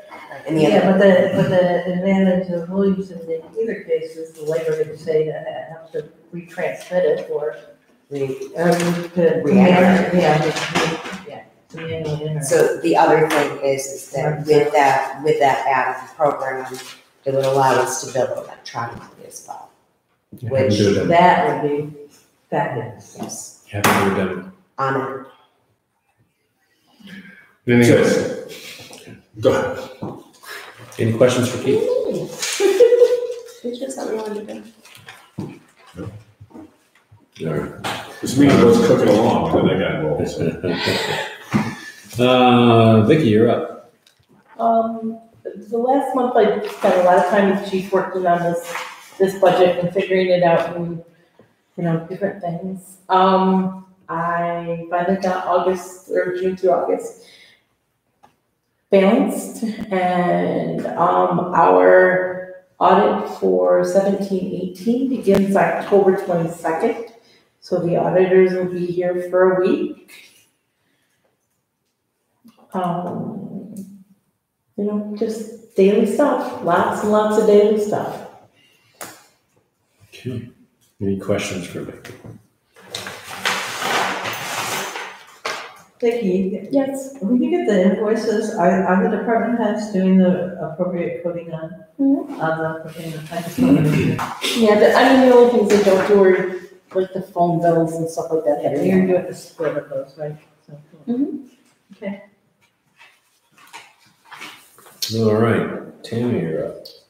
Just a couple of quick things. In your Dropbox is a list of the unpaid 2018 village taxes. I would like, so I need to send this in the 1st of November, which means we won't meet again. It is likely that we do have a couple of these payments in the office to process tomorrow. So what I would like is for the board to approve re-levying up to $29,003.24. That way I can tick off anybody who comes in and pays by November 1st, but still get it to the county in time to get these on the town and county list or bills if they're not paid. So moved. Second. Motion and a second. By tick off, I assume you mean check them off the list. Yes, sir. So it would decrease the amount. Take them off. Well, I'm good at that too. Any discussion on this re-levy motion? All right, This here- is just taxes, this isn't water, right? Well, some of them have water and sewer in them because they didn't pay their water and sewer bills, but But this is the total. this is the total. Okay. Yeah, it's not, it doesn't break it out. Yeah. Any additional comments or questions? All right, then, all in favor of re-levying the unpaid property taxes, please say aye. Any opposed? Thank you. Abstention. Second thing, looking at the calendar today, it's October, we start looking towards January for our 2019 State of the Village event. I don't know if you want to just think about that and have dates ready for November, but the sooner the better. I know. Let's set it in November. Didn't we just do this? Sure did. We sure did, 10 months ago. Actually, we waited until February last That's year. typically on a Saturday. Oh, it's a Yes. Saturday. Late January, early February. Yeah. Everyone's all right with waiting, we can set it. Plan on Just picking the wanted date to- in November. Okay, just wanted on your radar. So I spent the week of September 24th through 28th in Lake Placid at Nikon Fall Training School.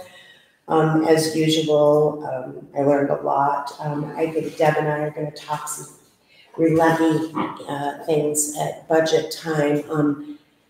When I get the re-levy to go onto our tax bill every May, it's the same, almost the same list every year. Occasionally there's one or two people that really just truly have gotten behind or whatever.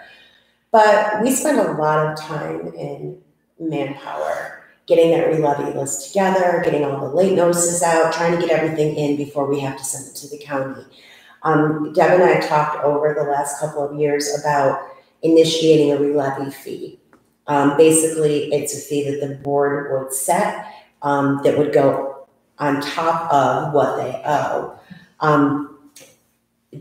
So in talking with NICOM and getting directions that week, I learned something and it never occurred to me. The reason that some people don't pay their water bill and let it re-levy onto their property taxes is because then they write off their property tax amount for their income taxes. And because and then they get away with their water and sewer, which are not tax deductions and should not be written off.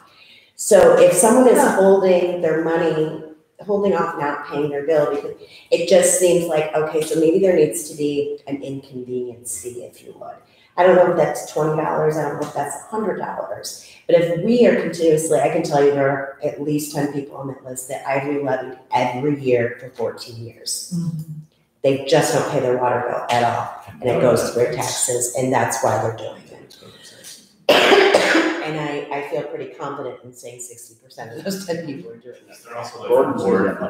Yeah, and you can see his wheels turning. I Which one of my clients is doing that? had too many compliance audits to get away with that. So just be sure, just be clear, we should not.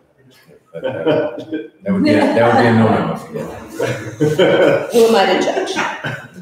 So just something to think about. I mean, we really don't have a lot of late fee processes or policies in the village. And we always try to be, super nice and super flexible, especially with people who it isn't a habit. But when they've been doing it for 14 years, it's a way of life.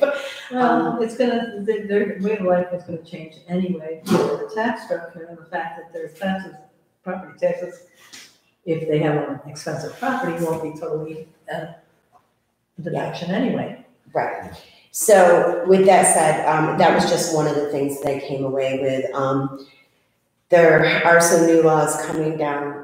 Well, I think actually one went into effect on Monday, but there's no rules yet to the law, which is related to the fire department and cancer screening, or the fire company rather. So I'm kind of waiting for directives from the state, and once I get those, I'll absolutely share them with all of you, because there is going to be some liability there for the village as far as taking care of our firefighters. So we budgeted for that. We've already That was the budgeted for training it. that I went to. a couple Yeah, I'm weeks not ago. worried about the budget. I'm worried about the administration.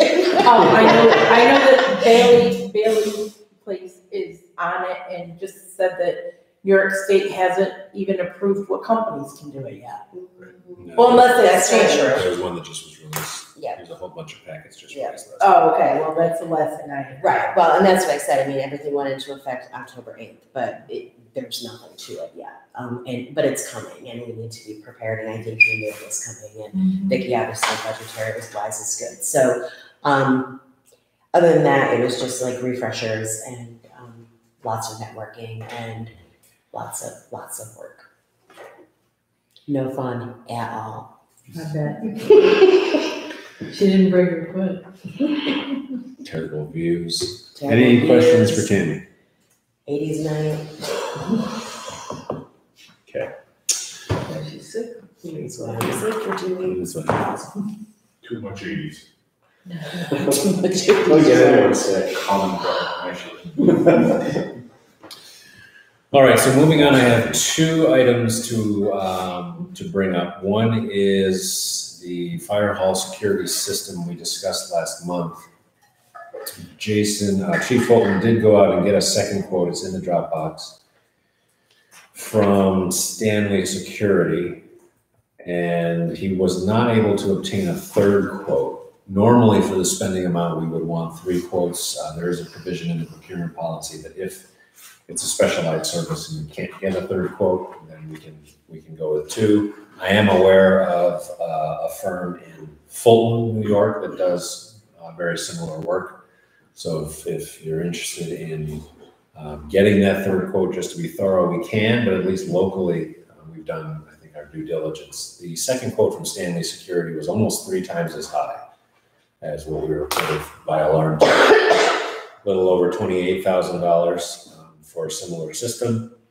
Alarm Tech seems to feel comfortable that the quality of the image will be enough for us to determine who the person is if they're breaking in or stealing something. We don't necessarily need to see it in HD. But there's been another incident or 2 at the firehouse in the last couple of weeks with respect to no vandalism or damage kind of thing, but more of a why was this left open, why was this left unsecured, who did that kind of thing. So I think, as I said last month, close to $3 million worth of equipment in that one building, certainly our largest physical plant. It's worth well past time that we had the ability to at least see who's in and out. The alarm code system, I think, gives us the ability to control who's in and out and know who's in and out, and of course, cameras are backup. So if there's any other input or comments or questions, certainly we should discuss it. But either way, I would entertain a motion that we approve, subject to permissive referendum, the spending of up to, we'll call it $10,500 to award the bid to Alarm Tech to install cameras and remote locking systems in the Trustees Firehouse. Out of. Firehouse Reserve. So, Second. so my concern is definitely the quality of cameras. I mean, we had this discussion before, so they were asked about it. Yeah, Jason talked to Chris, and he didn't seem to have any concerns, but since we have 30 days till we can But spend he's the not money. gonna be looking at the cameras and trying to Sure figure out who they are. Sure enough. He's gotten rid of them already. So I'll reach out to Chris. It would be nice, I think Deb suggested looking at like a sample video or something like that. Yeah. It would be a good idea. I'd certainly like to, Yeah. to see I'll- how fuzzy. I'll check what the cameras here are. I think the ones here are either 3 or 5, and they're very, That's very, what I was thinking. they're very, very clear. Yeah, very I've seen 1 megapixel security cameras that it's tough to see who it is, but you can see what's happening. I have no context other than like phone cameras, and 3 is quite big for a phone, but I'm sure there's other, I don't know. Yeah, I think the ones here are 3 or 5. I'll double check.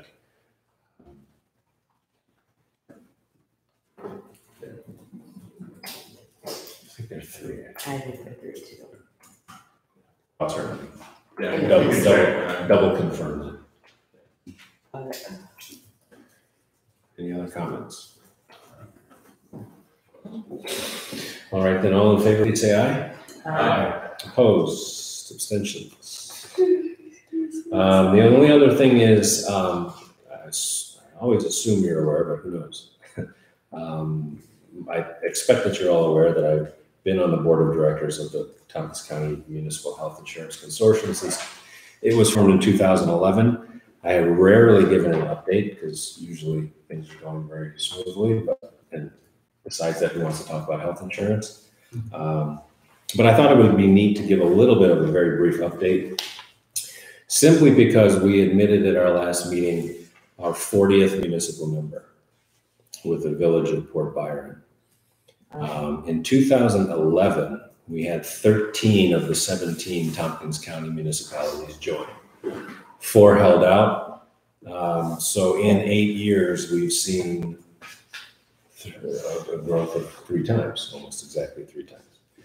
We now admit member municipalities from any of the six contiguous counties, including Tompkins County.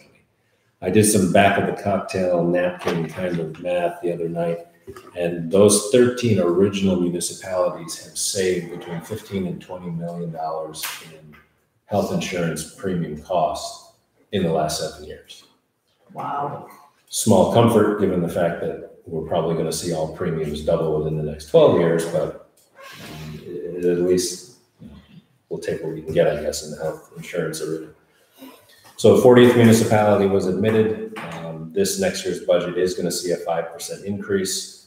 Statewide municipal increases for other municipalities is still around 9%. And I know private sector increases are around 14 to 16%. So things are still going up, but not as quickly, which is the point. If anyone is interested in more about the consortium, because I think it is kind of a neat example of, we like to pick on government inefficiencies and when government doesn't work well, but this is an example of one that seems to be working fairly well and is getting a lot of attention from Albany and other parts of the state. The website is healthconsortium.net. Easy enough to remember.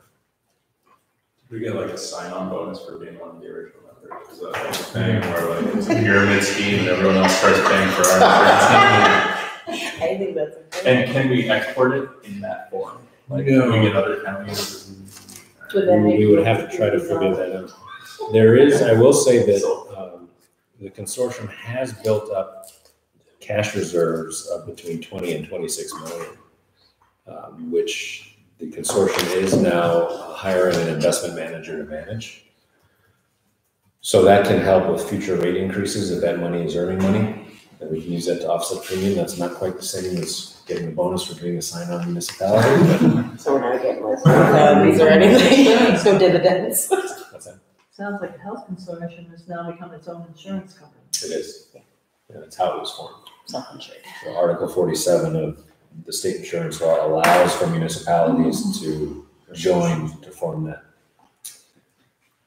Excellus is merely the conduit for doctors to get paid.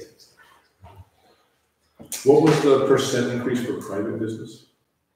Somewhere between 14 and 16, depending on where you are in the state, but mid double digits is usually a good number for New York. Again, Is there a rule We about like it. the percentage of the fund balances? you like it. Consortium? Those You ought to like it. I I don't. don't, we paid 2% increases the first 8 years I Well, was some of it's statutory. Yeah. 40 is a statutory budget reserve amounts, We're paying more than there which are a percentage of your now. Absolutely. premiums. Okay. The rest is, the unencumbered piece is only 12 or 14, so it's still large. but- Right. So that's it for me. Item number 7 on the agenda is, well, we are nowhere near on time. Acknowledgement of correspondence. I don't believe Don't there's slow any down now. correspondence directed to the full board. Old business, very, very old business is Village Hall heating system. I don't know why I've done this to myself, but here we And are. you know Saturday's gonna be very cold. Telling you, Good thing we don't one want day. Just saying. Electric blankets. Yeah, So, continuing on with the saga, which is the village hall heating system. I've talked to the rest of the board, and I've got an invoice to send to you, Nikki, for Snug Planet to come do a kind of assessment of the building so they can give us a more accurate estimate, and we can use that same assessment to get accurate estimates from other contractors. I've been talking to Halco and NP Environmental as well to get those done so that we can have something to actually get done in November. We do need a permissive referendum to make sure we've got that money there for November when we kind of get this all put together.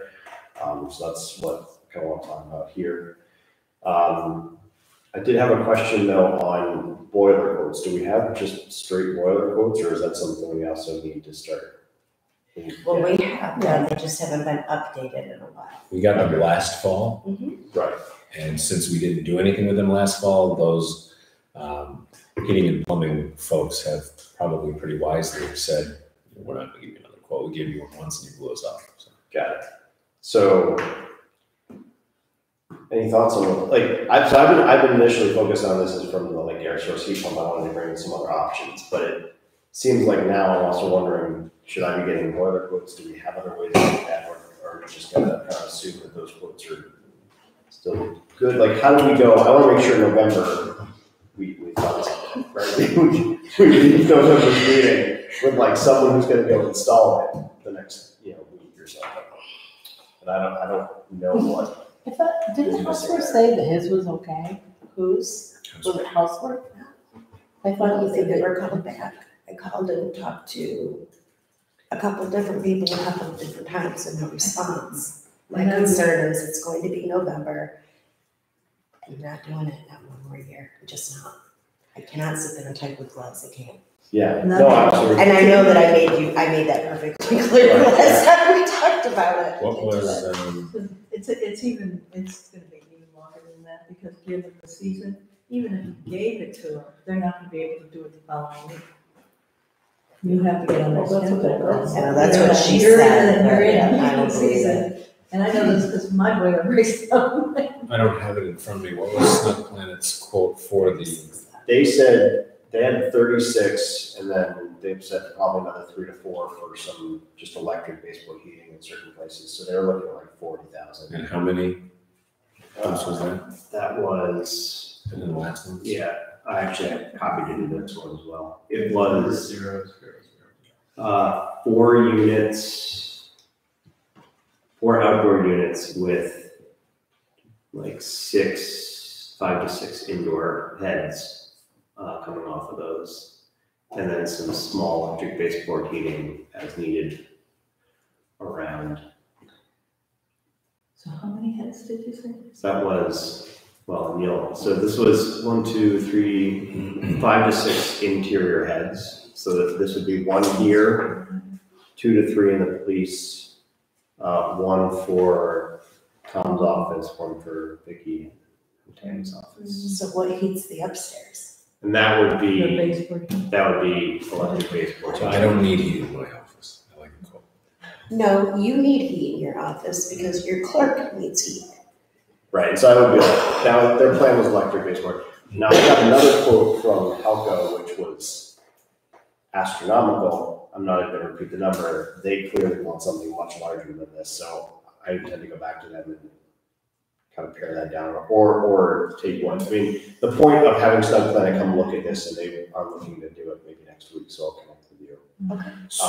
Is to have actual numbers that people can put a more concrete plan to get a real quote that they'll stick with. Well, I know part of the question we had last time with Snug Planet was what is the long-term cost savings going to be?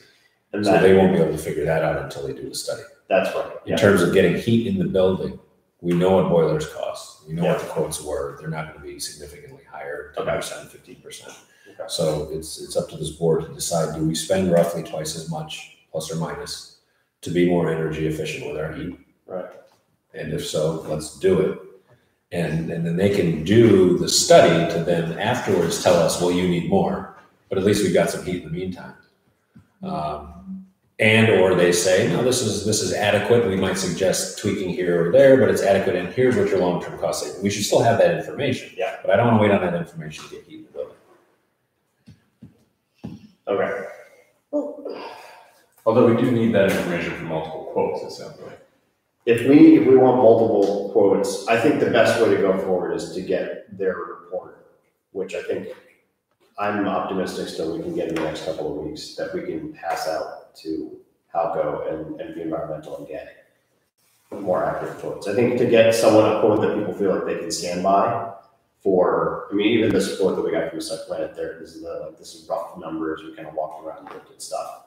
I don't know if they would be willing to sign a piece of paper that says they'll put this all in for that amount and that it's gonna work for us. I believe Hubbard's does the same, I know that they do these units too. So it might be someone else that you could. Everybody. Okay, I just found out Hubbard's did on But that. here's the, I have a question. So if this is supposed to be, so the heat pump technology, and I know very little about it. I just know that when thermostat turns the thermostat up, I expect to get warm. Yeah. So if it's supposed to be more energy efficient, but we're adding electric baseboard heat, is it really energy efficient? Because now we're tapping more to our electricity. How Well, is that it's better? all electricity. I mean, Well, that's what I'm saying. How is that better? Right, so they use less energy to make the same amount of heat. The process of building the heat, minus the baseboard heating, the heat pumps themselves make more heat for. Right, less cost, but then if you add enough baseboard heat to do the upstairs, Right. that seems, It should be marginal, but part of the calculation they're doing is how much we save over time, and that would be a direct reflection of the. so, And I think part of the idea there is that upstairs space is used infrequently.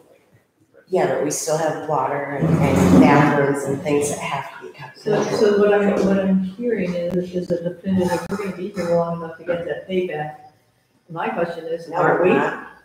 in this? And that was gonna be back? that was gonna And be there, so that, I mean, that's where I would go, I don't even, no. long-term payback, really? I don't think there is a long-term payback.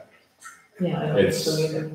Not in this. I think it's Clean it's a energy. question efficient. of Yeah. whether we spend our money on fossil fuels or electricity, right? And then whether we spend our money on efficiency or not, is really the question. I mean, there is some gain, some savings, but it's not enough to offset doubling the price of the boiler. It really becomes a question of, Right, and it's a $40,000 heating system, what we really wanna put in this old house that There everything may or else may is not fine. be a Well, village. it's a heating and cooling too, right? And then that benefits us. so, and just to be clear, like Tammy, you should definitely be arguing for the air pumps. Like you would No. like it so much better. Well, I don't care what I like or don't like, I just wanna be warm. Yeah. So, So will you be should in August. definitely be arguing for the No, heat pumps for sure. that's right. What do you guys like feel good? I think it's like 30 years, but I actually don't really know on those, to be honest. And I think the rough payback people are hoping for is like on the order of 20. So it's not like you're gonna pay back kind of before it dies, but not by a ton. And I think that's and kind not of really taking into account maintenance and that kind of thing. I think it's potentially, yeah. So I It's think definitely Ben's more- kind of right. It's not like you're out a ton of money at the end either, but that's not always necessarily the best way to kind of thinking about this is benefits are the quality of the air conditioning and the heating, so you've got that kind of stuff. And the fact that it'll be more uniform throughout the building. Right now, there's definitely hot, cold kind of zones that won't be fixed by just replacing the boiler. And then the other benefit is kind of the energy efficiency, the green energy component of it, especially if we, at some point down the road, look at something like NextAmp or one of these places where we can switch our energy being renewable, and then all of this energy that we're doing is not fossil based and it's renewable.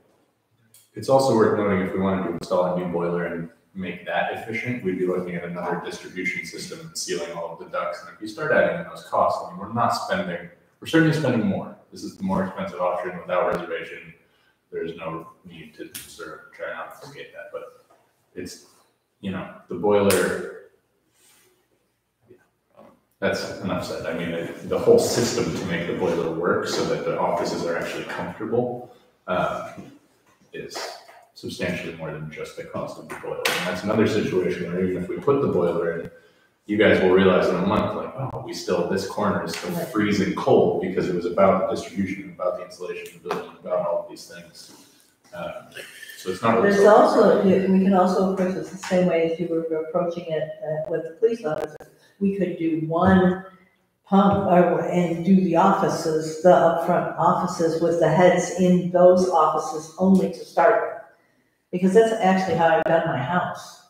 Oh, and keep, without doing all 6 heads and the base, you can get one base with 2 outputs. That would take care of probably Tom Meyer's office and the main office, and still fix the boiler, but beyond that, and be going on that, down that. Yeah, I'm looking at a smaller new boiler and only needing a third of the, or 2/3 of the. And then they have air conditioning too, because those heads are both air conditioning and. Or a combination where you so do that while studying it, while Exactly. talking about the broader building. So does the board want to do the permissive referendum to spend up to some dollar amount on HVAC for the building?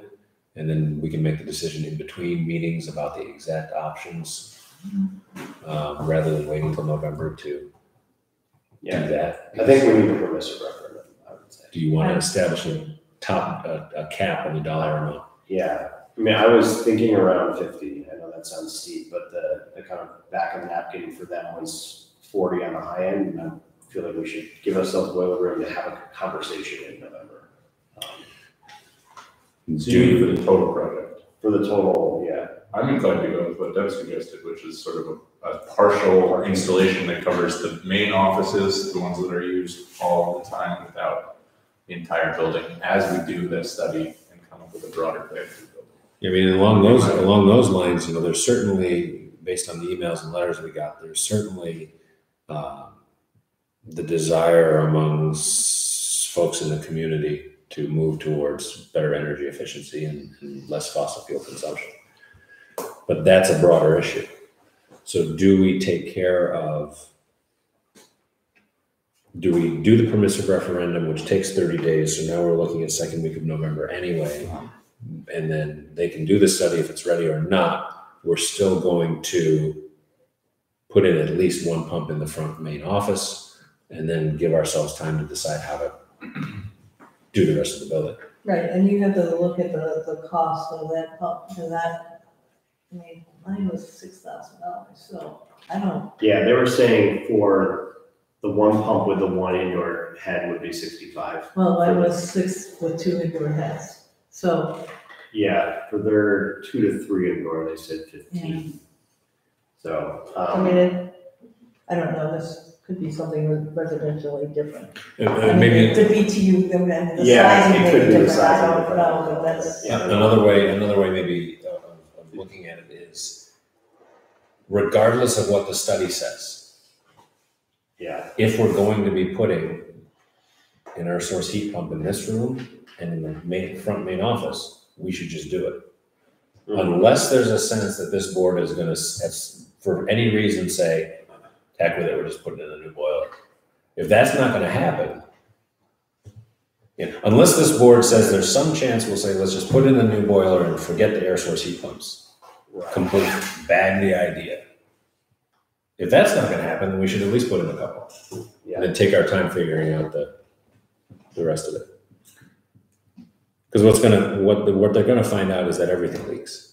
Well, The doors leak, the windows that leak, was the gonna front be my doors leak, next the front thing, windows is leak, that upstairs leaks. and- there's a gap at the top of the front door this big. Which is why you're gonna love that, because it's dedicated heat in your space, as So- opposed to a But it's going boiler. out the window and the doors.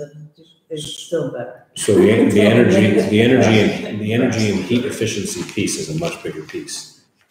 But if the sentiment of the board is that we want to move in that direction, then let's get at least the 2 pumps. Let's do the permissive referendum, let's get them scheduled to do it in conjunction with a study that will help us figure out the other pieces. You need to have them come, you're gonna have them come and look again at this, where they wanna put those things, Right. because of there's a certain distance they can be from the base Mhm. to the head. So they have to be placed appropriately to get the two offices you're implying, so. Right, so, okay, so let me pare it back. What I'm hearing is Tammy and Vicky's office and the meeting room. Do we want to include Tom Moore's office as well in that, or? Okay, so then that's basically everything that's not the police office. In my inclination would just be the front offices. Yeah, I would think. Just the one, and maybe we can get away with one. Well, The boiler, The does the problem- boiler work? The existing boiler works. At this point, if I turn it on, it does come on. But remember, the thermostat for Tom's office is in my office. So So we can't do one without the other. that's, Right. or you have to move the So thermostat. I can talk to them about straight up installing in the front two offices, whatever they kind of think out makes sense for that. And then the boiler will kind of keep doing its thing, we can probably turn it off Yeah, in your right. area, and hopefully that means it's better in the other areas of the. Right, could be more efficient. And then meanwhile, they're gonna still come through and do this, kind of get us a better sense of what we should be doing, both from, as far as a broader heating approach and weather sealing and all that kind of stuff, that kind of stuff that might pay back rather quickly. If we've got a big gap, well, he's going out the door, that's Both of probably. them, actually. So I think the permissive referendum should be enough to cover the costs of what we know they're going to do. Okay. Up front and in here. And then whatever their study reveals, we'll have a discussion about how much of it to do.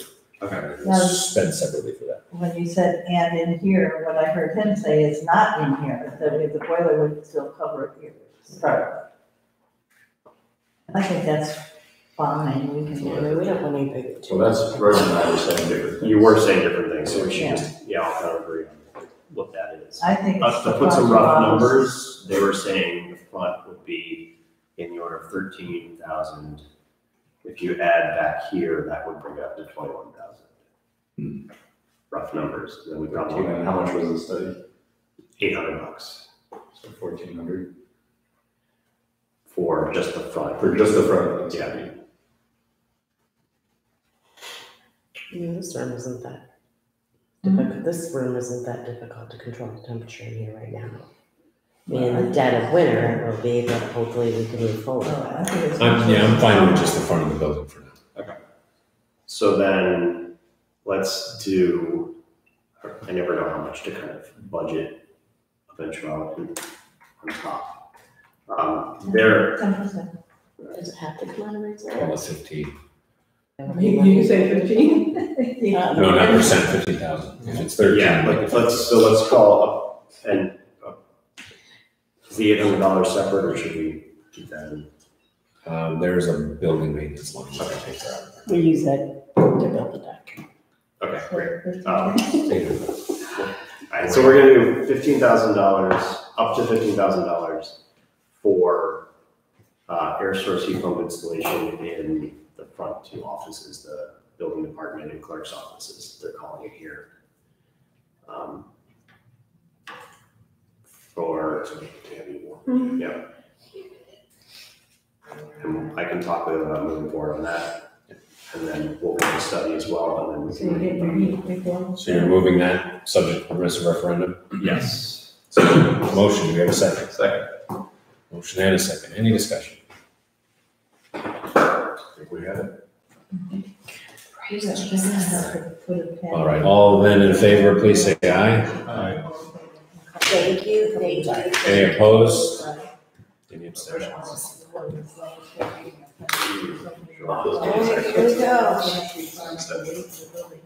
To get behind it, because if you get crash it, you have to vacuum it out. Okay, we're over here at the meeting. What are you doing? So- I'm telling him how to put this.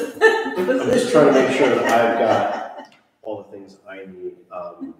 It sounds like the boiler quotes were okay with not needing to kind of not picking that scaff just yet. We're just gonna. Depending on what their energy study comes back with, we may want to quote on But I something. guess we bought ourselves time, so there's a little less pressure, because I know you guys need to be working and more. And we're gonna get Gordon a new coat under that. Sounds good. All right. Anything else on HVAC? All right, other old business. Why did I write down Great Street footbridge? You really, because there was wondering why you did that? No, there was something very specific, and it's, You have the file in the Dropbox, that's the town sort of bequeathing. Yeah. Where was the old business and where it was deeded to? so I did find the town resolution from 1997 where they quit claim deeded the footbridge to the village. I did find verbatim minutes are fascinating. I did find verbatim minutes from the village board meeting in the beginning of 1998, where they, and I had forgotten that Greg Street actually extended through where the post office is now to the intersection of Main Street and 227. It was kind of a weird devil's triangle there. And in those minutes, they accepted the village accepted responsibility for the maintenance of the footbridge. So it is up to the village. A village resident has volunteered, Marcia Horton has volunteered to be in contact with some dock repair, and I thought that was interesting thought, dock repair contractors who work on docks and retaining walls and the like, and they would have DEC experience because they're working in the water, to see what they might come up with in terms of quotes to do the repair. I have not seen or heard anything about how that's going. My feeling is that and I've also had 2 or 3 different individuals suggest that there could be a grant sourcing type of setup to help pay for it. That's down the road. I don't think 100,000 is feasible, but if we can get a contractor who will do it for 25 or 30, maybe that's pie in the sky, but if it's possible, then that might be a better conversation to have. So that's where we stand for now. It does need to remain closed until we've decided what to do with it, because it's just not safe to walk across with a retaining wall crumbling. I've also been approached by individuals that insist that it be a community built, no matter seeker or whatever. The 1997-98 minutes were very interesting because they did, a lot of these conversations we're having today are in fact a repeat of what happened 20 years ago. Although interestingly enough, a lot of the people who are vocally in favor of keeping the bridge now weren't such big fans of it in 1998. There's some irony in that, but it was subject to seeker. It was subject to DEC permitting even back then. So there's no chance that it can be any type of community project because DEC requires stamped engineering plans and so forth once you start getting into a retaining wall in a waterway. Right, and MRB came back with a quote of, and I can't remember what it was substantial just to take a look at it. Right, MRB offered to do their own version of an engineering quote, which of course they would charge us to do the quote. We'll tell you how much. We'll tell you how much it'll cost to fix, and it'll cost you this much for us to tell you how much it'll cost to fix. Yeah, Nancy. I was just gonna suggest, I was in a budget meeting this morning with Dave Reynolds, who said he had asked the highway department's sort of bridge guy to come and just sort of look at, sort of give a ballpark of what it would take to fix a culvert on Curry Road. Mm-hmm. And, you know, I wonder if there isn't another qualified person who could do something cheaper for me.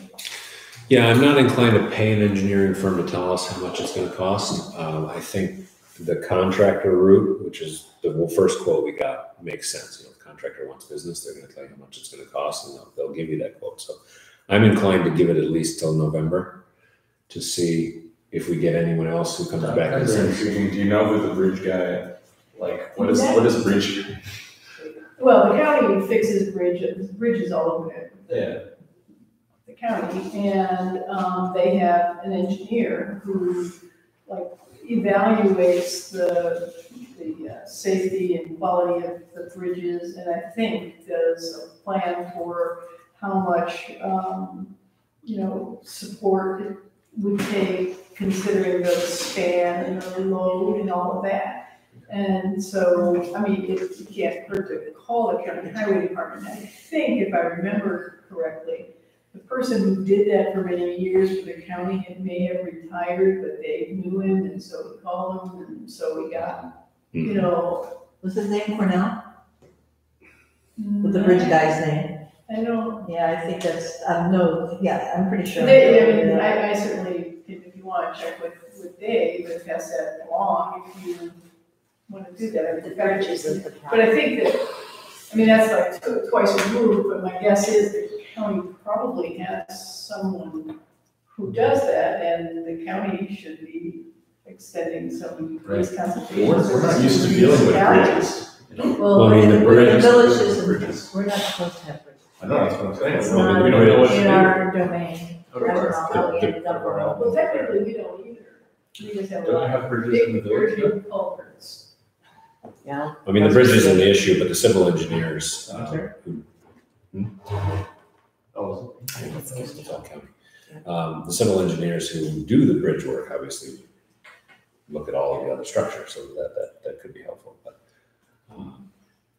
unless there's any objection, I'm inclined to wait until November to see if we get any contractors who feel like being helpful. fingers crossed. And I did, to respond to Nancy's comment, I did go to the county looking for a little bit of guidance on the situation, to which they sent me to state DOT, specifically this program called multimodal program, to which I was told I would also have to bring my case to our state representatives, which I did via email. And I was contacted by that program. Their feedback was, we need pictures, because they couldn't get a satellite from we can't find this bridge. So I was able to. It's somebody's backyard. Yeah, so I did. Is it 227? No, it's a footbridge. So I did kind of screen capture some photos through Google for them. I mean, they're just trying to determine if we would even qualify for this program. So that's essentially, that might be kind of what Warren was talking about in regards to grant that won't make enough of a difference, but it is a reimbursement program the state offers for 5 different, how do they describe it? 5 specifically authorized transportation capital project modes. So this could qualify, we don't know yet, so. Okay. Trying everything. So stay tuned. Item number 9 on the agenda, new business. We have a question regarding streetlights. Or where do we stand with our streetlight inventory? Well, we received the proposal from NICEAG for switching out our bulbs, not buyback. We have not received, unless Tammy saw something. I have not received anything for the actual buyback. I have not received a buyback proposal from TAG. He did send the proposal for replacement. Yeah, but it's. So we have 159 streetlights that we're leasing from NICEAG. To switch them out to LEDs would cost $20,146.97 approximately.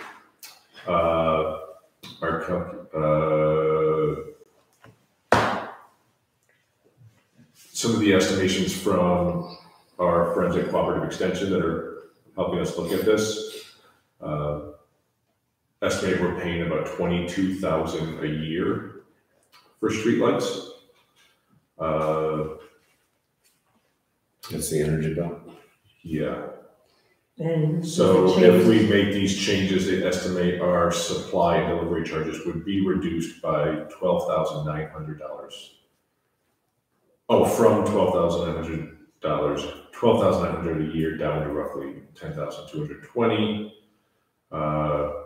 So they think the project would essentially, to get into the meat of it. The project would pay off in 1.56 years, which they say is actually on the higher side of what they've seen. So over 20 years of project anticipates a savings of over $230,000. Can you forward all that to us? I sure can. And again, the impetus for this was to qualify for a grant as part of what's the official program then? It was just kind of a bonus when this started, was that the grant was there. I mean, Clean energy. It's a small. Yeah, clean energy communities. Yeah, at this point, there's $5,000 grants that are left, but I know they've been going quickly, so depending on how fast we move, there'd be any left at that point. But for a project that would pay back in, 1.5 to 2 years. Well, and it pays back and then it keeps paying. I mean, Right, it's is right, exactly. Is probably something we should take a hard look at.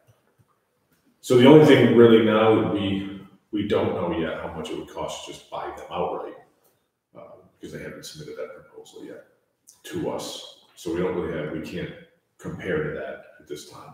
Then I would say that the next question is, based on some of the feedback we've received from residents, is what kind of LED bulbs do we pick? What kind of color do we choose? What kind of direction will that light have? And will they have motion sensors or dust to them? Will they have motion sensors? Yes, these are all things to. Yeah, I believe this is just a bulb replacement. So as far as I don't know, imagine if we have motion sensors, they'll stay, and if it's dusty dawn, then that would stay. It's not like Yeah, we don't have replacing any of lights, those. it's just replacing the bulbs. But we have, I believe we have wiggle room with the bulbs, and we can have some kind of input on, probably from a small selection that NICEAG will give us, is my impression. Talking to Department of Extension, they'll give you a set of options you get to choose. And I believe we might be able to talk to Ithaca on recommendations on those fronts. They've kind of built up a lighting plan or are thinking of that for their LED conversion that we could get maybe some input on from them. So the good news is it should definitely save us money, start saving us money fairly quickly. But then, then we have to decide if we want to do that, I think that, how it compares to that proposal, and then what color or bulb type. the other thing we need to look at is the actual lumens and how far the light is being dispersed by any given street light, because there will be cases where people can't sleep at night. and Well, we're already hearing cases- that this week, I mean, so. I think, so I wouldn't It's it's my neighborhood. Yeah. So, We're aware. so, I mean, but that's only one instance. The other instance is it doesn't like the sidewalk enough, or is not directed on the sidewalk. So, along with the lighting is the lighting positioning, the lighting disbursement, Flood. we're not gonna stop at replacement bulbs. If we own those, we're gonna be all over the place.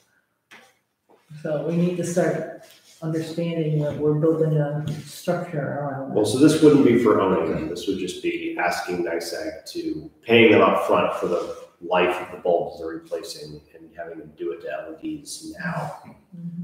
The other plan would be we buy them back and we own them outright, and then we But have part of the management side of things to deal with.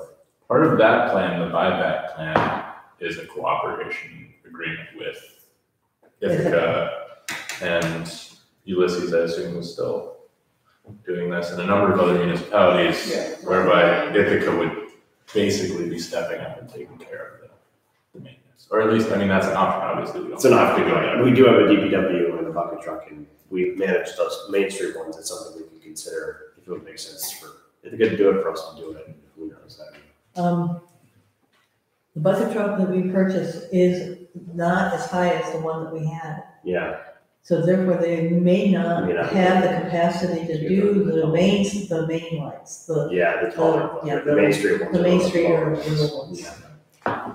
We don't This is something that. Sure. Yeah. We don't have the buyback proposal, so if you want to share the lease version, then we can take a look at that, and then by next month, if we haven't gotten the buyback proposal, maybe we'll just have to decide whether this savings is enough to just do it this way. And then we can continue the broader discussion as we go.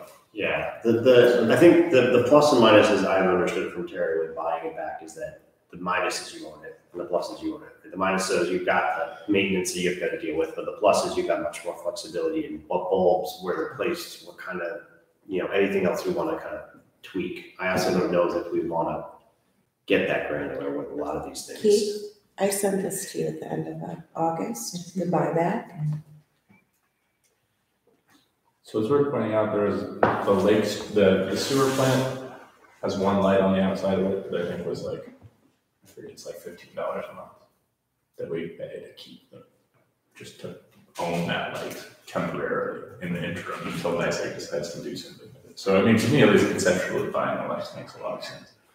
Well, right, and the flip side is when we also save that like lease cost, I think my impression talking to Terry is that they typically charge you quite a bit up front for that, and so the payback on that's a little bit longer. Right, but it's kind of the reverse of the situation when I forget what the company was, but offered to buy us out of our cell rentals. Right, it's like, can you pay it up front so that you get the longer? I mean, it works out for us in the long term. Yeah, I mean, maintenance does become an issue though if that's something we have to Could very well be. Right, but probably we save enough that. I mean, I don't see NYSEG running around maintaining the lakes very frequently. No, I've in fact never seen that. in fact, the only way they do it is if we call them and say we need this stuff. Right, or if someone's going to die tomorrow. I mean, No, I've never seen them. They're better than that, but no.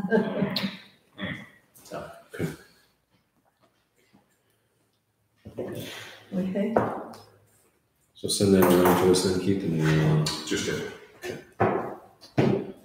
you send it. You send it. all right. Item number 10 is approval of abstracts. Let's pay some bills, I suppose. The general fund abstract is in the amount of $176,588.90. I move that we pay this abstract the amount of $176,588.90 from the general fund. Second. Motion and second. Any discussions or So questions? all the training costs are in that, I think those are in. Or they might have been in the next one. The summer camp trainings were all in there. I assume that's what that was. That was the previous one. Wasn't that was the previous, We remember it was last month, yeah. What are aren't there trainings? What are the trainings? can you tell me which one you're talking I about? don't need help to figure that. Oh, I'm trying to remember what I saw.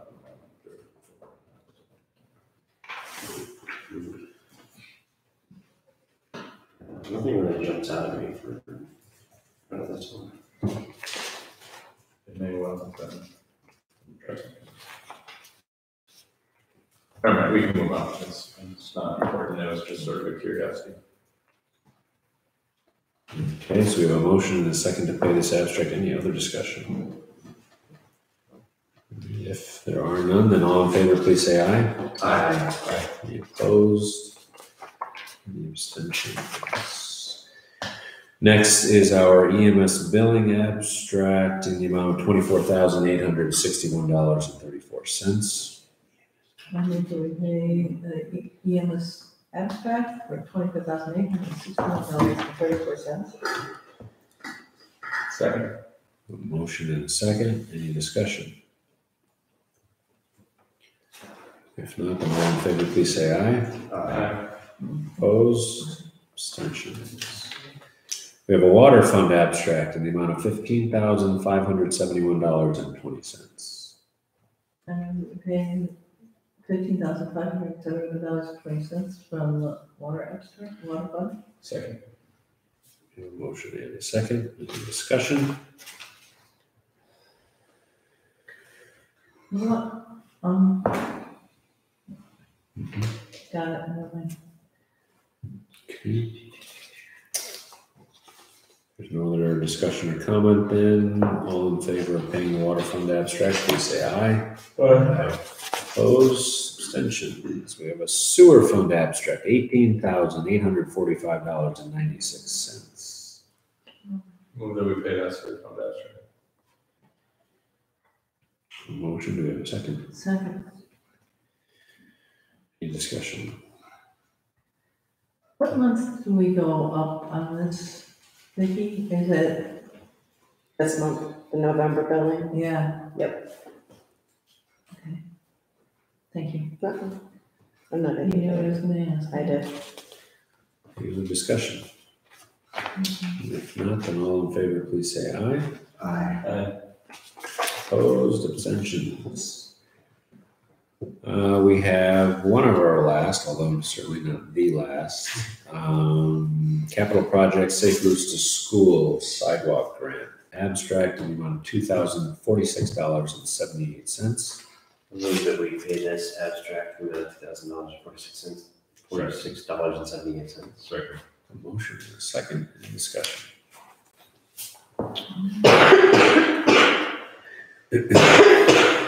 If not, then all in favor, please say aye. Aye. Opposed, abstentions. Love this one. We have a straggler of a capital improvement water well project abstract in the amount of $200.44. I'll move that we pay $200.44 for the capital improvement water well project, and we close the damn account. No, can't do that. Can't do that. Why not? That's, Not done there's yet. closing paperwork for water. Right, And municipal solutions. right, there's still some outstanding issues with our payout. Oh, Yeah. Blackwell. So we have a motion. I'll still second. And a second. I'll still buy that. Any additional discussion? If not, then all in favor, please say aye. Aye. Opposed, abstentions, last but not least, the trustee agency abstract in the amount of $30,174.74. Most of it to the consortium. There's an extra T in front of that one. Yeah. Is that? There's an extra T in there. That stands for V. V. Okay, you know what? V, Ohio State. It used to be that. There's a motion on the floor. Sorry. We have a motion to pay. Do we have a second? Second. Motion and a second. Now, is there any additional discussion? If not, then all in favor, please say aye. Opposed, Excuse me. abstentions. Yeah. All right, we are up to our second public comment period. Go time, go. I do have a couple of questions. It'll be quick though. Okay. What are the current hours and days of police operation? The hours and days of police operation are not public. Oh, okay. Well, they're home, right? Police staffing and operations fall into an area of the law that is exempt from disclosure for all kinds of reasons that I'm sure we could imagine. In the very recent past, police officers tell me that. If they make that mistake, then that's on them. But, I mean, and whatever they are, will the addition of two. I would say that I will go so far as to say that it is 7 days a week, but not 24 hours a day. Okay. The rest will have to be left to the imagination. Tom, is there a time you're calling? Is that what you were saying? Is there a time that we should block off as not having police? Not having to call. We can give you police numbers. I'm just curious, I mean, if you're not getting responses, we can look into that. I mean, that just means they're by that's design, when we did it was at 2:30 in the morning, when somebody banged on the door, wanted to get in, you know. We were referred to the sheriff, who were up in Cornell, I so. had a similar experience, but it just means they're out patrolling most likely. Oh, yeah, well, it could be that, but, anyway, I just was curious, I thought that would be a public thing. And, I didn't quite understand the addition of these couple of full-time police officers will replace in a way some other part-timers? Not necessarily. So there's a roster of part-time police officers. They may or may not all stay on the roster. A lot of that will be up to them. We have several part-time officers here who work full-time for other agencies. Yeah. So if they want to stay on and pick up, one day during grassroots every year, if that makes them happy and chief wants to let them, then that could happen. The idea is more to have 80 hours a week be split between two people consistently, instead of having to piece that together. So it doesn't replace their hours though. Yes. Right. So the people, the staff, the individuals will stay on the rolls, but it replaces their hours. So we're not adding staff time by adding these. Yeah, I just wondering what that was. Yeah. And do part-time officers get benefits? What is part-time? They pay into state retirement, interestingly enough. Police and fire pay into state retirement no matter how often they work, but they don't get health insurance. They get one personal day a year. The health insurance is the big one. I just wondered, that's typically in other positions, cut off with benefits, that's right, they start chopping around somewhere else. Yeah. So, makes some sense. And I would like to put in one more pitch for that community meeting. I will be happy to help you with it. Okay. And with that, I bid you good night. There is still time for some midnight bludgeoning. We're not gonna tell you what the police are on, but. Yeah. Schedule it There once is or a schedule on it. I think our late night bludgeoning comes in executive session. Okay, I had quite a few questions. Yes, ma'am. Safe those. All right. We used to have video recordings, is there a reason you've stopped at the various meetings doing that? This live stream right now is being posted on the website, on the Facebook page. I'll post that tomorrow. I'll give you the link so everybody gets on the village website. Yeah, I think we missed. We're moving up in the world. There's a camera on the top of that TV. Yeah, the blue light up there. Yep. It took us a while to get the live stream to a reasonable quality, Okay. so that's why we were recording as well. And where do you get that, on Facebook? So I've been posting on the Facebook page, but I'll make sure to get it to Tammy. Okay, So Yeah, they're on the village website as yeah, I well. think we may have missed one recently, but I'll make sure to get you. Okay. For sure. Okay. And I noticed in the last couple of meetings, there's still no coverage for the free press. I mean, I don't know how many people in the village really read that, but I do, and if these meetings aren't covered, then I think there's a lot of information. I thought there was an article about the last It meeting. was the planning. Planning board meeting. Oh, They've had good, No. decent coverage with the planning board, but yeah, not here. Yeah, exactly. Can I get an August report for the sewer from you too? Absolutely. The sign at the north end of the village has not been repaired, it's still propped up against the bushes. And they're coming into winter, so I would bring that up on behalf of the garden club. The homespun ribbon cutting is at 2:00, okay, I mentioned the time. And I agree with Deb about the crimes being reported, having been a victim of one of the sprees in town of being robbed of prescription medication, and many of our neighbors were affected by that, some of them quite elderly and duped completely. And I think that those sorts of things need to come out somehow rather than through gossip, which is the usual way things go in this village, is gossiping by the time you finish it. Sometimes there's no shred of truth left in it, more than anything. But I do think that people need to be aware that there is crime in this village and what the nature of it is. What does re-levy mean? It means taking a bill that is owed to the village, a debt that is owed to the village, and putting it onto the tax bill. So if you don't pay your water bill, it's gonna go onto your village tax bill. So if someone doesn't pay their taxes, then they get a late fee? There is a late fee. Every month that it's late, it goes up a percentage. So if the first month that's late, it's 5%, it goes up an increment of 1% after that. And Then in November, I send any unpaids down to the county, and they go on the town and county bill in December. is this there come time when there's a reckoning? Actually, when we send down the re-levy to the town and county, usually January, February, they make us whole, meaning they pay us regardless, and then they continue the collection process. Oh, okay, that's interesting. Also, you know, we're supposed to have our yard waste picked up on Mondays, and it's really not being done. It's the last few weeks with the weather and stuff, it's been a problem. Well, I keep mine under cover until Monday and put it out there, and then when it's picked up 2 weeks later, those bags are totally stocked with all of this, you know, it seems sort of a mess for people to have to deal with. Now, They were out, this was a holiday. They were. it was a holiday, but it hasn't been picked up yet, it's still sitting there. And before, it was 2 weeks before it was picked up. We had a water problem, and they didn't get to it on Monday. Well, I mean, it's more than them, I mean, they get there and hear all these bags of sopping whatever that they, you know, and they break and they make a mess.